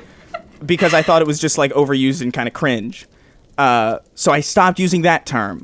I stopped saying the left. I specifically, like, made that specific attempt. Like, I was like, I'm not going to say the left. Yeah. Because you can't just generalize everybody. I totally agree, dude. But it doesn't matter. It's wild. It doesn't matter. I know, because I did it for the reasons of the same thing, but it's because of the well being poisoned, or it has the wrong connotation. Now, you're this type of person if you use this language. And so it was like, well, I don't even like, you know, the type of like the reactionary shit. So it was like, oh, if you're using get woke, go broke, or you're using SJW or anything like that, like they have a picture of you now, and I'm like, fuck, well, I'm not trying to paint myself as that, so I kind of want to change up my language. So that's why I even say, if I'm talking about the same type of people, like using SJW, like I don't want to use it anymore. So I just said, like, oh, what are they exactly? I would say the progressive, CIA. But what exactly? So I call them a progressive ideologue, because they are ideologues. They're balls deep in their ideals. So they're progressive ideologues. There's progressives. Like, I know I'm in California. I grew up with a lot of punks in the Orange County punk wave. So I know a lot of progressives. But I don't know a lot of progressive ideologues. They weren't insane, though. You know what I'm saying? They wouldn't not talk to you. Yeah, exactly. I'm still friends with a lot of people that are they like, if I log on my Facebook right now, they despise Trump, and I'm like, and we can still hang out if we like came across each other's paths. I'm like, because I'm not on the. I never liked Trump. I've always thought he was stupid, and I always try to say. I made a video in 2016 saying defending Trump from the bullshit that they're trying to smear him with is not an endorsement. I'm like, if somebody is attacking you, Chris, and we'll just say somebody I don't. If somebody's saying some ridiculous stuff like about Sargon or something, that's just 100% untrue. I'm be like, yo, that's just not true. I'm like, that doesn't mean. Yeah, there was a point where that's it. That's all that means. Yeah, no, there was a point, and I think it still happens where people will just lie about Trump, and it's like, I just don't understand why you're doing that because you really there's so much shit. There's so much to make fun of him. I was gonna say the same thing, Drew. There's so much to just talk about him that he definitely did. I put a post up like last week or something about that, where he was at a rally in North Carolina or something like that, and somebody said Spygate because Trump mentioned Obama, and somebody said, one of the audience said monkey. What? Wait, what? Yeah. So somebody yelled out Spygate in the audience. They're like, Spygate, and Trump, like, whatever he said, reacted to it. Everybody's laughing. And somebody reported that, somebody in Trump's audience in North Carolina said, called Obama a monkey. And when you listen to it, no, it's definitely Spygate. But if you listen to it enough, you can kind of hear monkey. So, oh my God, is this another Yanny Laurel fucking dress? Literally, I put that in my title. I put that in my title. Like, put the Yanny Laurel thing. Oh my God, I hate that. And I said under it, I replied with, why are they doing this? Like, there's enough shit that he does on his own. Do people forget about that? Who's the guy that had the interview with him, the British dude, and then Trump was handing him the graphs and he made that really confused face? Like, watch that shit. That's enough. Yeah, that is. See, like, how ridiculous this dude is. Literally just yesterday, he was like, Joe Biden has a team of elite Antifa ninjas on a secret plane. And this is dark powers. Like, what the fuck are you talking about? Like, make fun of that shit. You don't gotta make it. Much, I remember much. A distinct memory that I have is a koi pond thing. Do you remember the koi pond incident? Yeah, yes, I do. Where, like, they did this weird thing where, like, Trump was in Japan and he was, like, feeding the koi and he dumped a bunch of food in. And the media was like, oh, look, Trump's overfeeding the koi. What an idiot. And then if you zoom the camera out, you have like the minister of Japan or whoever the fuck important Japanese political figure he was with doing the same exact thing off camera. And it's like, why did you lie about it? It's such a stupid lie. Also, overfeeding koi isn't a big fucking deal. Trump is their cash cow. So you have even the CEO of CBS on hot mic saying that Trump might not be good for America, but he's good for our wallets. So That's like so they obviously they love Trump, which is another reason so I want Biden to win, because I feel like all these like MSNBC, CNN, their ratings are gonna just tank. They're gonna be. That was a What if they still talk about Trump for years? They're going to. They're absolutely. They're going. No, but like it's kind of amazing. But I mean, like, in the first daily. place. Oh, daily? Damn. That's love right there. Because I mean, it is ratings gold. It is. Like, I remember, like, I can't even say that I hated him from the beginning, because like in the beginning I did think it was genuinely hysterical. It was funny. It was funny. It was. I just couldn't believe that, It was unbelievable. that he was winning, and it came to the point where I expected a defeat the second Bernie got axed. Like the second Bernie like lost the primary, I was like, oh, we're gonna lose. Yeah. So, like, I wasn't, like, crying on election night. I was actually, like... Yeah, we knew. I was hysterically laughing because I was just like, I can't believe this. And I can't believe how people didn't know that this would happen. But... I mean, I understand why a lot of people didn't know, because of a lot of people that just watched television believed that Hillary was going to crush him. Yeah. Like, they thought she was going to mop the floor with Trump him. didn't even know. If you saw his reaction on election when he got elected, he was, like, really distraught. Yeah, he was like, all right, well... Because he only watches television too, so he's like, "Oh, I'm gonna get fucking destroyed." It's okay, like, man. I can't own all my businesses anymore. Oh man, I gotta sell things to not really sell things. I'm excited for at the prospect of not having to hear a terrible Trump impression from late night hosts. Yes. Every they're fucking pretty day. bad. I'm really excited for those debates, man. That shit. I want to be real about that. Got me giddy. I can't wait for the debates. But the thing is, what upsets me so much, I understand from my perspective why, you know, the corporate heads and the lobbyists, they don't want anybody like a Sanders or whatever and stuff like that. And they would be totally chill with either Trump or Biden winning because they're still going to do their bidding. I get that. But the thing is, and it's why when it comes to basically not that many things changing between the two, I am totally like, oh man, I hope Biden wins because I want people to calm the fuck down. I really am looking forward to, like, with the stuff that's happening with the pandemic and all the shit that's going on with police reform and Black Lives Matter. People wouldn't be nearly as frustrated if Trump wasn't president. Yeah. Like, there's so much buildup. Yeah. I mean, I don't think Biden is going to win. I want him to win just because I feel like his boring-ass neoliberal dystopia would be better than what Trump is doing.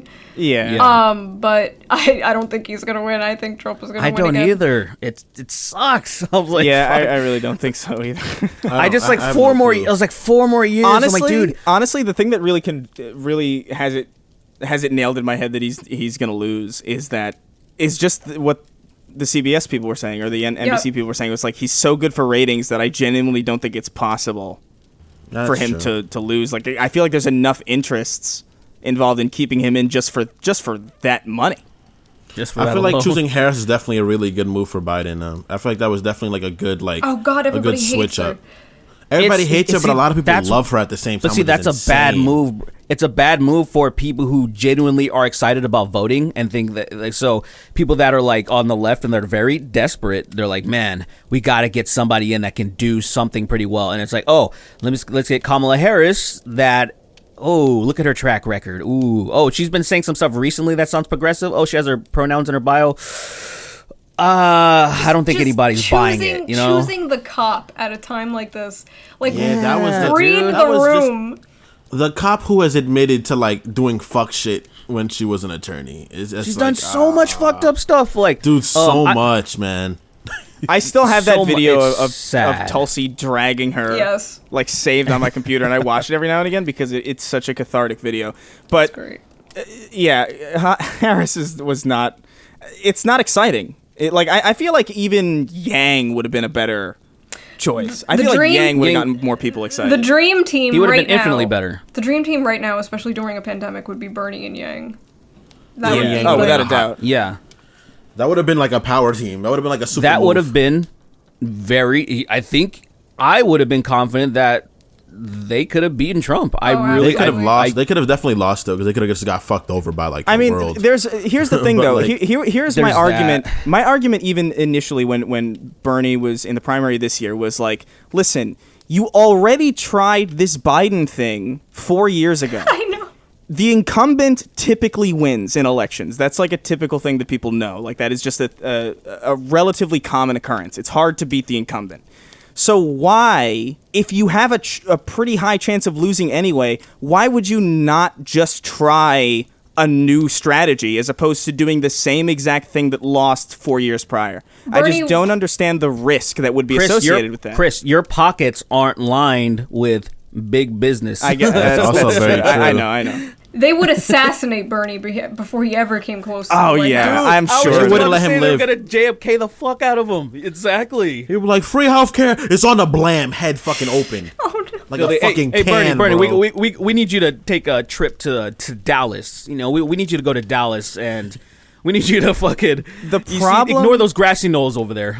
You'll be fine. The problem with Bernie is that, like, an assassin would walk up to him and tell him, "I'm going to kill you, Bernie," and Bernie would be like, "Oh yeah, fine." Like, he would just be fine with it. I feel like he'd just be like, well. Honestly, I think that's all of our mood lately, though. I guess that's fair. Yeah. I find it hilarious how, like, imagine being a president and figuring out you have to go to Dallas soon and just looking at it and like, oh man, I don't really want to go there. Do presidents go to Dallas, or is that like a superstition thing that they just sort of avoid? I wouldn't being go. The One Ring and having to go to fucking Mordor. It's like, oh man, that's where that happens, huh? I don't know any of that. I don't know any of that nerd shit. But it's just pretty much having a one thing that's like, you just don't do good here. Shut the fuck up. I was just kidding. I was fucking around. It. Anyway, we've delved into some pretty. We got pretty deep in there. I think we got some questions though from some of our patrons over at Patreon.com/the Snark Tank. I gotta plug it. It's a business. It is. Yeah. But we got coin. some money. We got some people. Kato Vox wrote in. He said, my question is geared towards Shoe. What was it like making Hell World Part 1? Was it difficult to put together that video? I'm glad someone is putting quality content out there, unlike this podcast I pay for every month. Okay, ouch. What's funny is like that whole series was in the works like months and months before the episode 1. I made an entire episode 1 before that one about like the pandemic. Yeah. And then all of a sudden these riots started and everything. And if I would have put out the pandemic one, it would have just been boring in comparison to everything that was happening. So I had to remake a whole different episode 1. And just basically I just bookmarked a bunch of shit on Twitter, like hundreds of things. And originally the episode was 2 hours long. And I had to cut it down to 45 minutes. And now it's blacklisted. People can't share it. People can't comment on it. That's crazy. Wait, why did it get blacklisted? That was such a dope video, though. I think it was so funny. People think it was because of the police brutality clips, but I got those clips from, like, news sources and bigger outlets. So it's just kind of bullshit. They literally they told me that it doesn't, there's no, like, I didn't break any of the guidelines or anything. Like, YouTube told me I didn't break any guidelines or anything like that, but they told me that they had to mark it as offensive. What the fuck? I've never seen, this was the first time I've seen, like, if you click on that video right now, a pop-up comes up, and it's like, this video has been flagged as offensive. That is wild. Interesting. Yeah. But not on the news where all these clips are, like, sensationalized. Of course not. My theory is that Susan, a YouTube CEO, got mad when I called out Google for they're gonna implement like private police, the Google cops. So that's my theory. They got mad about that. But yeah, wow. The following content has been identified by the YouTube community as inappropriate or offensive to some audiences. Viewer discretion is advised. That sounds kind of official. Yeah, it does. I like it. I like that. I'm about to watch Cops. That sucks though, like, 'cause you could tell, like, I was watching this and I was like, this definitely took a long fucking time. It was like a little passion project, and of course it gets blacklisted. That's usually, dude, that is what keeps me from, like, making shit sometimes, where I'm just like, oh man, I have this really cool idea and I want to go to all these places and, like, set up my camera in, like, absurd ways and get these ridiculous shots and get CG from fucking Lord Vega or, like, whoever the fuck.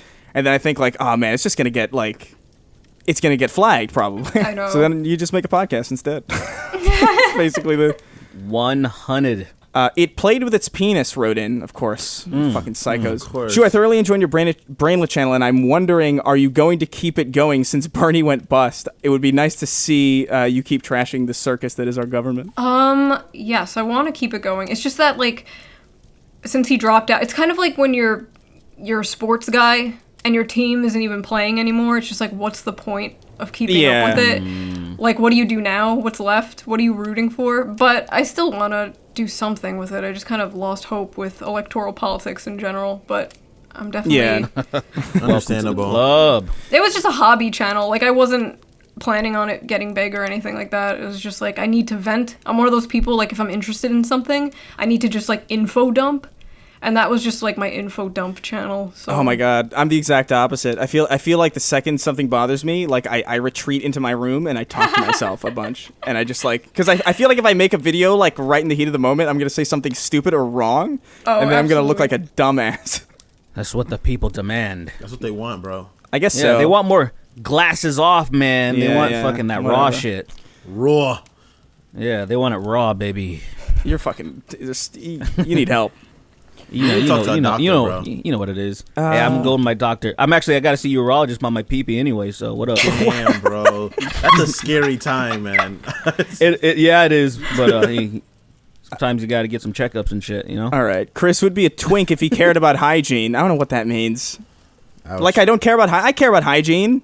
I don't know. Sometimes your face is like kind of, you know, the scruff on it. You're just a little disheveled, that's it. I'm a disheveled. All right, hold on. I fucking hippie hair. I can be disheveled. I'll give you that. But I'm not like a dirty person. Like, I don't keep like plates with like pasta like festering for like several days. Unlike some people in this apartment. Anyway, he wrote in and he said, "Hello, poorly made sandwiches and an Italian sub. What's a project you've always wanted to do but couldn't because it's impossible or slash out of your reach?" So I guess this is for just all of us in general. Oh, damn. Just animation. What was it? Animation So, like, in general. Like, what is there? Just animation? Yeah. Dude, I did Flash animation like a long ass time ago, and I would do animations with a fucking mouse because like I couldn't afford like a drawing tablet. I used to do MS Paint animations. Oh my god. Like frame by frame nice. by frame. Yeah. Wow. I wish That I had the shit's- talent to do actual animations. Like every time I have a vision for a project or video or anything, it's always in the form of an animated thing. It's never real life, so I just wish I could animate, but I don't have the patience or skill. I'm totally in the same boat. I totally wanted to do that. Like I drew a lot for like a long time before I was just like, you know, I really am just not good at this. Same.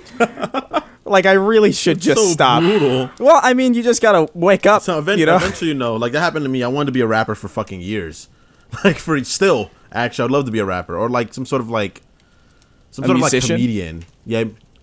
You can still do it though. I can't do comedy. I don't got that technique, but I just want to do it. And I was like, I'm just not good at this. I give up. Dude, I have a bunch of things.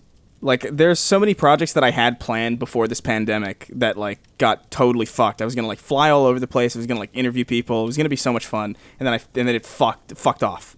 Like, Yeah, it's just not possible. I was gonna do some street stuff, like when you ask people questions, like in Dude, New York I was City. doing the fucking god. Oh damn! Damn, yo. This that sucks. is why we're the same fucking I know. human being. I wanted this really niche thing because it's something that I'm autistically fascinated by. Yeah. is- Mysticism. I wanted to do this Snapple taste test because they refuse to bring the glass bottles back, and I insist they taste worse. Oh And my I- god! They do. absolutely do.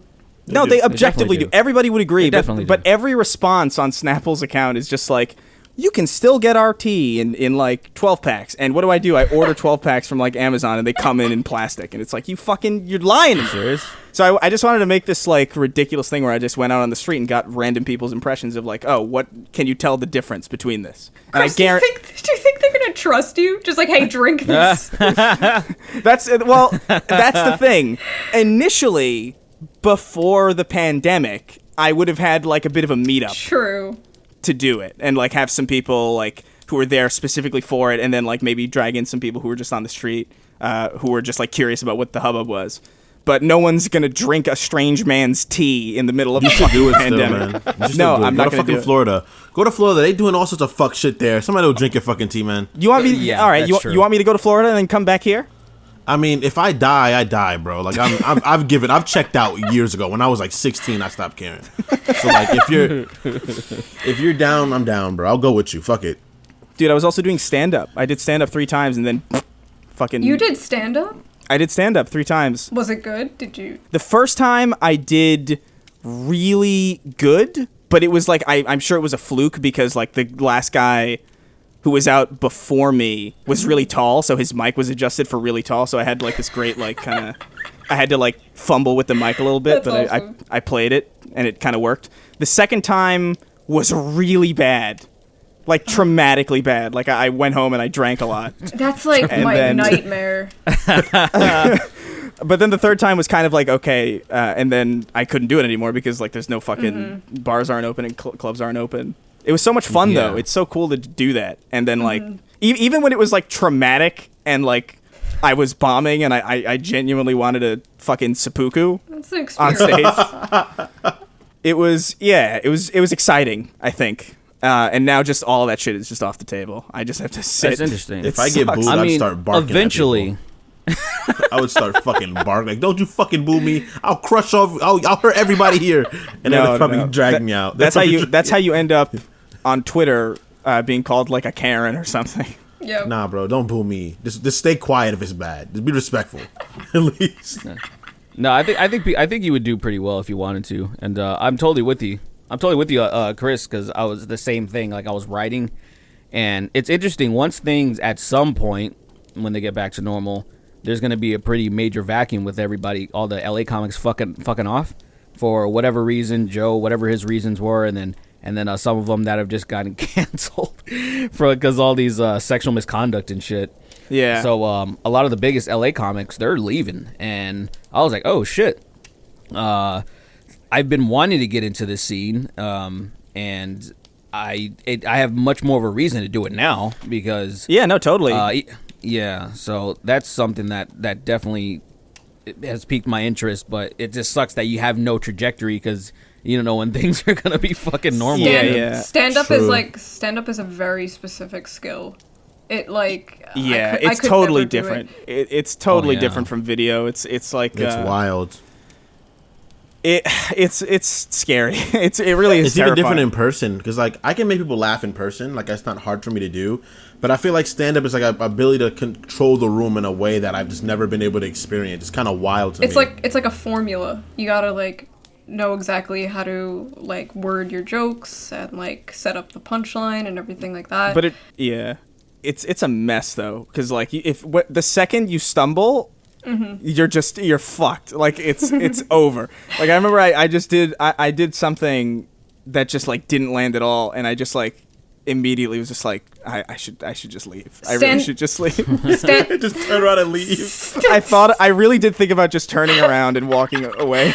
Stand-up comedians bombing elicits the same like feeling in me when you watch somebody like fall on their face or something, or those terrible gory videos where people are like falling off their roofs and shit. Same exact feeling in me. I can't watch it. Wow. I can't watch it. It really is. It really is. It really is like Live Leak to me. Where it's like I could watch somebody getting their head blown off and watch a stand-up fail at comedy, and there is a slight chance that I would be more perturbed by the stand-up failing. I'm glad you understand this feeling. Damn, I just laugh. Yeah. Either case, I just laugh my ass off. Yes, but that's because you're unhinged. I'm fine, dude. That's not true. We know that's not true. Seeing people get hurt. Okay, now, June, you're probably not used to someone talking like this, so I'm giving you a warning. I watch your podcast. I know what's about to come. Oh, fantastic. So, seeing people get mutilated and dismembered and decapitated, that shit is shit that happens, you know? So, I want to be prepared. All right. You don't have. Hold on a second. Do you not have any like neuroses from that? Like, have you not become more neurotic from watching those videos? Not even slightly, bro. I've just kind of become envious of them. I have definitely. I have straight up. This is real. I've seen enough of those videos, and it's not even like I seek them out. Really, you more often than not, you'll walk into my room and show me something because you're a fucking asshole. Yeah, and I've watched so many of those to the point where, like, I will... Just leaving the house is like a survival expedition where I will walk across the street, I will look both ways 50 times to make sure no fucking speed racer is just fucking barreling down the highway. Well, I'm not crossing highways. But I will have my headphones on so nobody thinks to talk to me. But I won't have music playing, so I can still be vaguely aware of the situation. I do that shit too now. I do that sometimes. I always do that.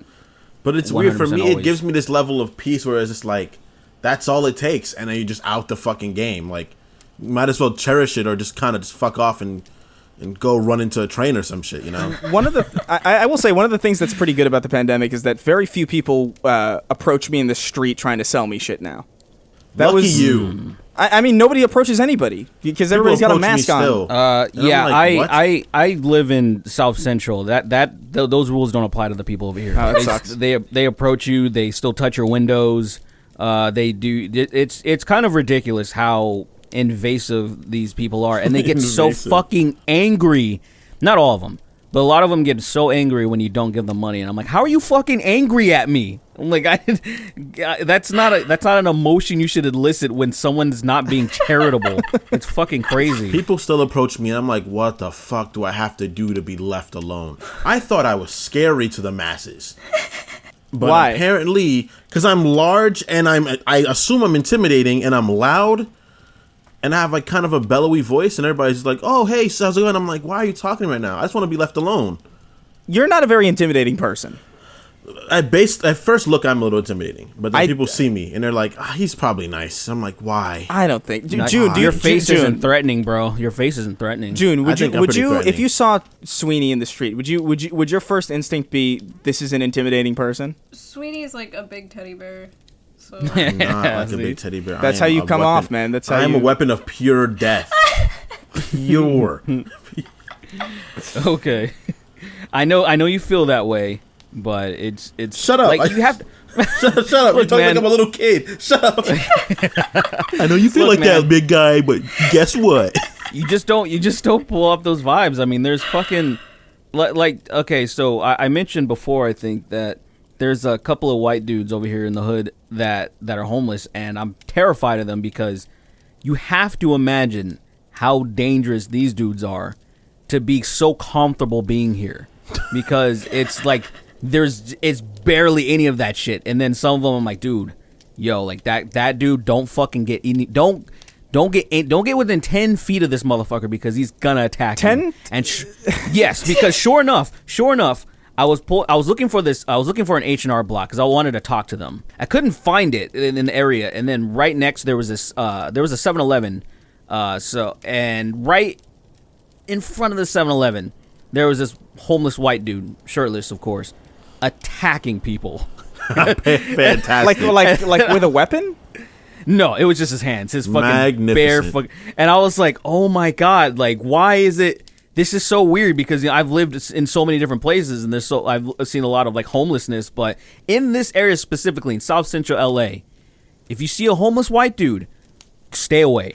He's dangerous, and that may sound racist. It's just a weird thing that just like, because there's so many people here that are just fucking crazy. I will say I will say that South Central, as somebody who's spent a lot of time in LA and New York City, South Central is uniquely scary. I don't know what it is about South Central. There's an environment of like just kill people. I don't know. It's a weird thing. It's the shit that I see on a daily. I sometimes I'll put on my Bluetooth speaker while I'm driving on the phone. I'll be talking to somebody, and it's about every 5 minutes something fucked up happens, and I've like it. We'll move on, but like the last time I was in South Central, I don't even remember why I was there. It was a while ago. It was a few years ago at this point. But all I remember seeing specifically was I saw this cat that was dead that people had drawn pictures around. And like crazy, like fucking god. It was really like unsettling because either like these are like full-grown people doing chalk drawings around a dead cat, or even worse, it's children. I don't know, man. It's a weird place. I'm a sheltered suburban white girl. I can't relate to this conversation. Yeah. Yo, it's a treat. You got to come out here and I'll show you some shit. No, definitely don't go there. South Central is like imagine. Okay, you know Manhattan, Shoe, I'm guessing, right? Yes. You know where the post office is? No, but the gigantic the giant post one. office. Okay, yes. Imagine that block, but a city. Oh, okay. I get you. It's just fucking mad, dude. I get it. Me and my grandmother would go to that post office when she had to send something like out of the country. We would go there, and literally there was one time where this guy was just falling down the steps, and I remember staring at it. And my grandma was like, "Should we help him, Grandma?" She was like, "It's too late." And she dragged me inside, and I just waited in there for like an hour. And I was like, "I think he's gone." And she was like, "It's fine. He'll make it. If not, God will take him." It is wild how different Long Island feels from the city, even though it's actually pretty fucking close to it. Yeah, it's not very far. It's the Whitestone, right? What? You take the Whitestone to get to Manhattan, to Long Island, right? I don't know. I've never driven to it. I've only been driven to Long Island. I live in the deep suburbia Long Island. Just nothing for miles and miles. Just houses and a strip mall. It's like, oh wow, it's like, damn. Over here, it's not all fucked. It's not all fucked here, because let me give you an example. On the street that I'm on, the first day I moved there was, I think the dude was dead on the street. I think he was dead, and people were robbing him. Oh, and nice. I was like, oh, okay. It sounds like a real nice block. This is kind of an interesting one. Nikki Ziggy wrote in. Says, hello, Shoe and her simp following. Does that word even mean anything anymore, or is it just like completely? Nah, it's just even if you just say something nice about. I saw you make a post on Instagram, Chris, and I saw people calling you a simp. Yeah. It's lost its meaning. I said I loved my girlfriend one time. People called me a simp. And I was like, well, I'm just taken back now. Anyway, she wrote in. Who do you think has the worst body, beauty, and perception standards between men and women, all-encompassing and inclusionary? As a petite woman, I've been extensively bullied for my body throughout the years, flat, bony, even prepubescent, but have been told that men still get it worse. Love you guys. Keep up the good shit. I am of the opinion that women get it worse. Yeah, absolutely. Just generally speaking. I agree with that. Because... I mean, I don't know. Maybe we should... Does anybody disagree? I don't know. Well, it's women, like, there's a lot of pressure, just, society. We live in a society. Just to, like, a lot of focus on how they look. And with men, it's, like, a lot of, like, you need to be rich. It's, like, two different, like, things. It's entirely different. But, like, with women's beauty standards, we're starting to see... like more different bodies being put into the media, like, chubby women and stuff like that, and they're not really doing that for men yet. I actually have a hot take. I think photos and magazines and stuff should have like disclaimers that they've been photoshopped, like on the bottom. Oh, I think so too. That's totally that'd reasonable. be true. That'd be good. Yeah. I'm glad you said the media, Shoe, because I think that's. The media is largely responsible for, I think, the standards for a woman's beauty, because when you talk to men, and this is like real shit, most men they talk a gang load of shit, but they don't ever back up their words when it comes to like, oh, I like this girl with big ass titties and all this shit.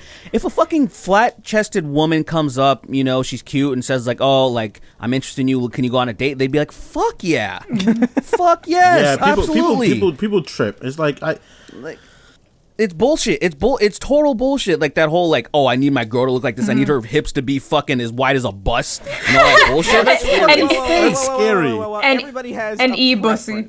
No, I'm just saying. Nice. It's big, everything comes full circle, dude. No, I'm saying everybody has preferences, but I'm saying it's not a like, say, I've technically have preferences, but the funny thing is I've never dated a woman with those preferences that I'm like, oh, I really like that, and it doesn't fucking That's matter. That's very true. Yeah, honestly, if someone's trying to get jiggy, you're gonna get jiggy, Just anybody? Just anybody? What'd you say? Just anybody, Sween? What do you mean? Like anybody? Like, I mean... Like if Sargon hit you up and was like... What he looked like. That's some open-mindedness. He's a bear? I like cuddling. What up? With these like magazines and stuff, they're usually trying to sell people things too. So a lot of the beauty standards are literally just based on like buy this product, buy this product, buy this product, which is like which is nuts to think about. And yeah, everybody has different like standards for beauty though. Yeah. What kind of standards do you have, Shoe? What standards My do you have? standard for dating is literally just be funny. That's fucking it. I feel like that's most people's, really. Yeah. I feel like that's just generally like... Well, if you don't have a shared sense of humor, it's fucked. You got to be able to take a joke at least. You don't even have to be able to retort them, but you got to be able to take them. Because I'm going to say stupid shit. Yes. And I don't want you to be like, you're such a fucking dickhead. Which I already hear sometimes. But like, you got to be able to get past it. Like, if we can't riff back and forth, no. It's not happening. There's really no 100%. point in that, because that's like most of your free time after you're all fucking old and disgusting. Yeah. It's just gonna be riffing. You're just gonna be riffing with this person that you hate when you're like 60 or like 70 because you didn't pay attention to the jokes that she was making. That's so sad. It's just a sad existence. That scares the shit out of me. Mm-hmm. Yeah, getting married and then like 20 years down the line, like, oh, I fucking hate this person. Like, God damn. Yeah, but the reason I say like, and even it's ironically even like just in the intro with like the simp shit. The reason I say that I feel like women have it like a little bit worse is really just mainly because like even if they're fucking hot, they'll get shit. You know what I mean? Like they'll get like all this like insane shit, even when they look amazing. that's why you see like these extremely hot women like photoshopping themselves. Like there's a lot of these like accounts that like expose these Instagram influencers for photoshops, and you'll see these like really, you know, thin, fit women photoshopping their bodies, and it's like, what the fuck? Like there's this like insane standard that they're trying to live up to, and it's just like, it's pretty crazy. Dude, I know some gorgeous women in real life, and the insecurities they have, it upsets me. It's really it really true, does. Man. I have a good friend who's a dime, and she's so insecure. It's really bad. It's really sad too. It sucks. It really does. But I feel, look, it's I know like dudes, we don't normally talk about this type of shit about our insecurities and stuff, because I don't think I've ever actually publicly talked about, like, say, because I love the fitness industry so much that since I'm not, I remember being in shape. I remember being like 30 pounds lighter and like very muscular in like 2016 before I had my heart condition thing. And I still remember being like, oh, I need more work. Like just being very like body, what is it called? Dysmorphic? Is that it? Yeah. Body yeah. And like now, like I'm so far from it, and it fucking bothers the shit out of me. And it's something that I never, like, I feel like you can't talk about that shit because you're like, oh, that's just some pussy shit, right? I feel like guys should be more open about that stuff. I don't think it's pussy shit. Everyone's insecure about something. Literally everybody you know is insecure about something. Yeah. It's impossible to spend as much time with a person as you do with yourself. Yeah. To not find something to complain about. You ever just like look... Alright, this is very weird, but I'm sure it's relatable. You ever just like look in the mirror for a really long time and then you get like fucking freaked out? Absolutely. I totally do if this. It's too long, I'm like, what the fuck? Good, I'm glad you all relate, because that would have been weird. I probably waste more time than I should doing that. Like, it's a concerning amount of time. I took my mirror a few months ago. I took it out of my room for that purpose because I would just see myself and I'm like, what the fuck? And I was just like, this isn't healthy at all. I hate that I've chosen a career where I have to be on camera. It's like the worst shit. I fucking hate it. Dude, I regret, like there are times, because I used to make videos where it was just my voice. I know, I wish, I'm really jealous. I want to go to do that, yeah, and there's sometimes recently where I'm like, this is real, and this probably sounds ridiculous, but I have filmed entire videos, watched the playback, and been like, oh, this angle is really, I look so fucking terrible from this angle, and I'll scrap the video, and I won't even reshoot it, because by the time I'm done with it, it's like, oh, nobody cares about this. I've had fucking, like, mental breakdowns. I'm just like, no, I can't post this. I'm so fucking ugly. Even before this stream, I was like, Chris, is this gonna be on camera? Because no. Remember? Yeah. Dude, there's been times where I've woken up out of my sleep. I've woken up, looked across the room in the mirror, seen myself, and been like, God, fuck, and just roll right back in the bed. I'm like, I'm not doing anything. I look like a fucking goblin. Well, you always look terrible when you wake up too. Like it's that's the worst time. But you shouldn't look that bad. Like, goddamn, sometimes, man, it's just impressive. You just climbed out of unconsciousness. Of course, you're not gonna look good. Like, there's a mirror. Yeah. There's a mirror right next to my bed that I like. Because in my room, there's like a whole wall that's like mirror closets, but for some reason, one of them just is missing a door. We never got it. Yeah, we never got it. But like, I slide it away from me intentionally because like I definitely don't want the first thing I see in the morning to be me. No, I don't need that energy. It sounds so fucking horrible. I'm very envious of I knew this dude at I went to high school with, Muhammad, and he was very wealthy and extremely narcissistic and charismatic, but he was hideous. He was like a chud. And fucking I admired his he's like, man, like he thought he was so pretty. And I don't like clubs, but I got convinced to go to one, and this after we're 18 and stuff, and I was just seeing him like going up to women and like whispering in their ear and dancing with them and shit, and like they weren't repulsed, and I was like, what the fuck? Well, yeah, women. Like, whoa, women dude, love man, confidence. Everybody loves it. It literally is just confidence and like be funny. But like the thing is, it's like that's literally it. But yeah, there is something to be said about the people who are just like, you look at them and you're like, I'm just baffled that you're allowing this. It reminds me kind of Paul Joseph Watson, who's always like tweeting about how handsome he is and how pretty he is. Does he really do that? He does it a Yes. lot, and it's like I mean, look, are so pink. he just does it so much, and I'm like, look, man. I think he looks really weird, but like I can't help but be like a little bit jealous of that. That's got to be like a really cool feeling to just be able to just be like, yeah, I'm hot shit, and be Paul Joseph Watson with his big like ET hands. Yeah. I asked actually on Twitter like an hour ago or so before I got on here. There's this like meme going around where men talk about like the last time they were complimented. And you have to, it's like actually the most depressing thing. I might do a video about it, but men like, they're like, oh yeah, 6 years ago, some random woman said my hair was nice. It's just like, holy fuck, like men never get complimented. That's crazy. I get complimented pretty often. Well, we're public figures. We get. No, aside from like people on the internet, like I get complimented like when I worked at my old job, like when I was a barista. I get complimented for my voice, how nice my smile was, how calmly I speak. Damn. Oh, look at you. All right. Fucking rolling around in compliments. All I'm saying is I'm pretty good at talking to people. Derek, do you mind if we just do this podcast with just us? You guys are hurting me for no reason. Why are you hurting me? No, but I don't like. It's hard. I think in our situation because like when you make content, like the second you do anything, people are going to be either like really ridiculously anti whatever you're doing or ridiculously for anything. Like you could do whatever and get a compliment or do whatever and get like some ridiculous 8-page essay or diatribe about why you should be killed. I would love one of those. But I don't know. Like before all this, I don't know if I really remember the last. I think my parents complimented me a lot. I think that's about it. Like a stranger. Yeah, definitely stranger. Oh, definitely. Yo, not. I actually.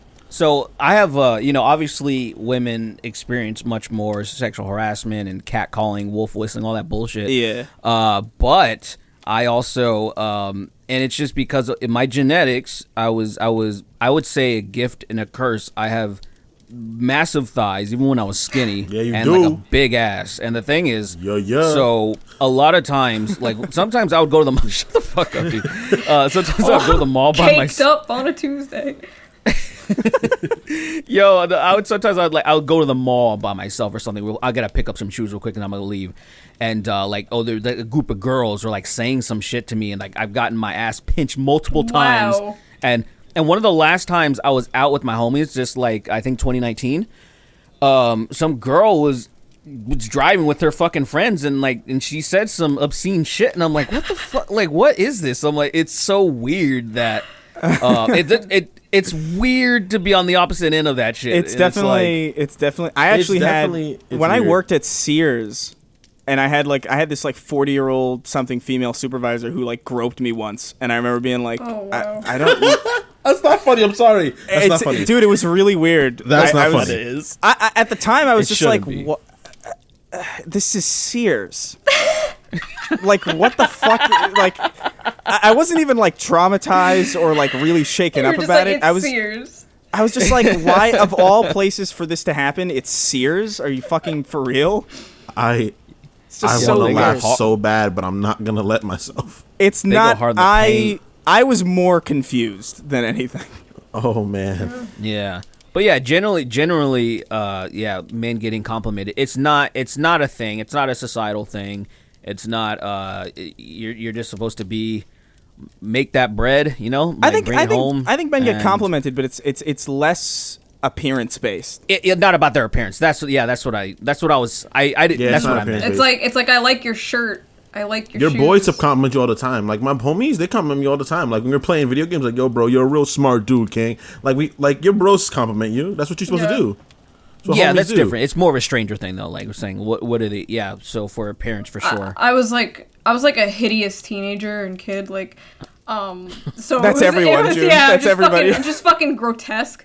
So the first time I was ever complimented, I was like 17 or 18, and I thought they were fucking joking. Like the stranger.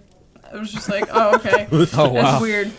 But nobody looks good at that age, though. Like when you're like 15, you always look like this fucking homunculus. I don't know, just because doesn't really understand. I think because now kids have the internet, so they see all these different styles, they know how to style themselves and everything. I think they're getting better at it. We didn't have that. We were just like thrown out there. Like we didn't have. We just. I don't know. I think I reversed, to be honest. I think when I was in school, I didn't see it myself, but people thought I was like some fucking pimp or something, because like all these. I found out after high school, like, oh, how come you never went out with me? How come you never this? How come you never that? I was like, I thought we were just fucking friends. I thought we were just being fucking friendly. Like, what the fuck are you talking about? Or people thinking like, oh, Derek's fucking getting all the bitches. And now, I think I'm hideous. Oh, so you think you've reversed, kind of? Yeah, I think I I'm definitely like, peaked at like 20. Yeah. I definitely peaked at like 20, then I got fat now. But We've got the wall is 30. So. Oh yeah, That's true. according to Sargon. oh my God. That's generous though, because there's a lot of them that say I won't date a woman after 25. What? That's so weird. Yeah, I don't understand, but the person eventually turns that age, so you just like leave them. You gotta let them go. Let them go. You like a chimpanzee. You're gonna have a chimpanzee till it's a teenager, and you gotta let it go. You can't keep it anymore. You gotta line up these women, right? Like, so you're dating your 25-year-old, and you're already talking to a 20-year-old. Yeah. So no, because it's once he's 26. Oh, shit, that's tough. So you would have to every year shed them. Yeah. Damn. So you got to keep talking. You got to like have a long list of like women that are just all the way back, and they're 1 year younger and younger that you're talking to line them up. So it just keeps going. That's what apparently Leonardo DiCaprio does. Yeah. Fuck. Well, damn, 2 hours already. So I guess Wait, really? Yeah, isn't that wild? Thank you, June, for actually coming on. I was worried that this was going to be a shit show for some reason. I was so concerned. No, it was fun. I liked it. Thank you all for supporting us on patreon.com/thesnarktank and giving us your questions. It was really cool of you. I hope you enjoyed whatever the hell this was. It was just a mess. Yeah, it always is a mess, but people seem to like it. Mm-hmm. I can't wait for this shit to get cut up, though. I can't wait for Sargon to get his hands on this and be like, did you hear what they said? The woke brigade. I love it. Can you believe it? Does he sound like that? Does he sound like fucking Oliver Twist? No. He doesn't sound like a fucking Fable character. I love it. Anyway, Starship Troopers. If you liked what you heard today, consider supporting us over at patreon.com/thesnarktank and find June on all of her various social medias. She's got Twitter, ShoeOnHead, YouTube is ShoeOnHead as well. Brainlet. If I ever make content on there again. But yes. Well, the archive is there. I haven't made a video on either channel in like 3 months. Pretty bad. Yeah, don't worry about it. I'm stressing out about similar shit. Same. Support us over there. $1 a month gets you early access. $5 gets you a question on the show. $10 gets you access to the Discord. And $25 gets your name dyslexically read at the end of the show, which I will now do. Absolute Wagon, Finn Kurtz, Aiden Smith, Banana 101 ASDF, Hachassel 9, Progerian Incest Goblin, Nick Baca, I thought I was pregnant with Keith David's baby, but it was just AIDS, Tyler Durden, Billy the Big Ball Brawler, Shronic the Swamp Hog, Alaskan Oilfield Trash, Chris would be a twink if he cared about hygiene, I wish my dad kissed me like Tom Brady, did 9/11, not an FBI agent, Juan Punchman, Marcus Shorten, Mr. Fuck, say it 5 times, Big Nick Diggar, The Meat, I beat Skeets neatly on her teats, Dreegser, Sir Simpalot, Papa Nurgle, Ruth Bader Ginsburg's Moist Clam Sauce, Andy Cuomo's Andrine, Adrenochrome Factory, something. Zesty Keith David, Chris's 69 gigabytes of Coco Bandicoot Hentai, Game Controller 25, Danny DeVito's Dank Delectable Draconian Dick Revolution, June's Cock Gobbling Slut, Cold Burb, Murder Ascended, David Connolly, the dyslexic that feels Chris's pain, Dunderhead, Ben Douglas, Sweeney's Money Laundering Account, Dragozorath and his 7 slaves, Sergeant Sweaty Sack, Heiko, Chief Keith David, 1 meter long fetus, Captain Murderfuck, Moto Zealot, Mike Tyson's Left Hook, Sweeney the Kawaii Waifu, Hiroshima Spicy Mushroom, Colonel Colin the Colon Collapsing Kingpin, Gas Can, a Level 1 Cleric, Derek's Unyielding Sex Drive, Ninja Fox, Dummy Thick Dave, Big Dude 0444, Heartless Wretch, Eating Chris's Cake Arm, Yummy Yummy Yummy Come Inside My Tummy, Jackson Absage, Josh Cummings, The Ghost That Lived in the Apartment Above Chris and Sweeney, Jolly Old Dipshit, Emperor Palpatine, ICOC More Like Fuck Those Cunts, Hugger Derek, Lover of 90s Punk, Mr. Krabs, Why Is Your Daughter Naked and Chained in the Basement, Carson Jones, Keitherian David, Fuhey, The Progerian Hunter, Deflated Left Ass Cheek, Sunny Chance, The Blampy That Dangles, Toby Shootman, Artie the One Man Party, Please Love Me, Melphus 1, El Culabone, Richter 86, and King of Haphazard. I am obviously a rapper at this point. Oh boy. Jesus. bitch. Is my microphone, is it too loud? I feel like every time I go on stream and stuff, my microphone just like blasting in people's ears. Is it okay?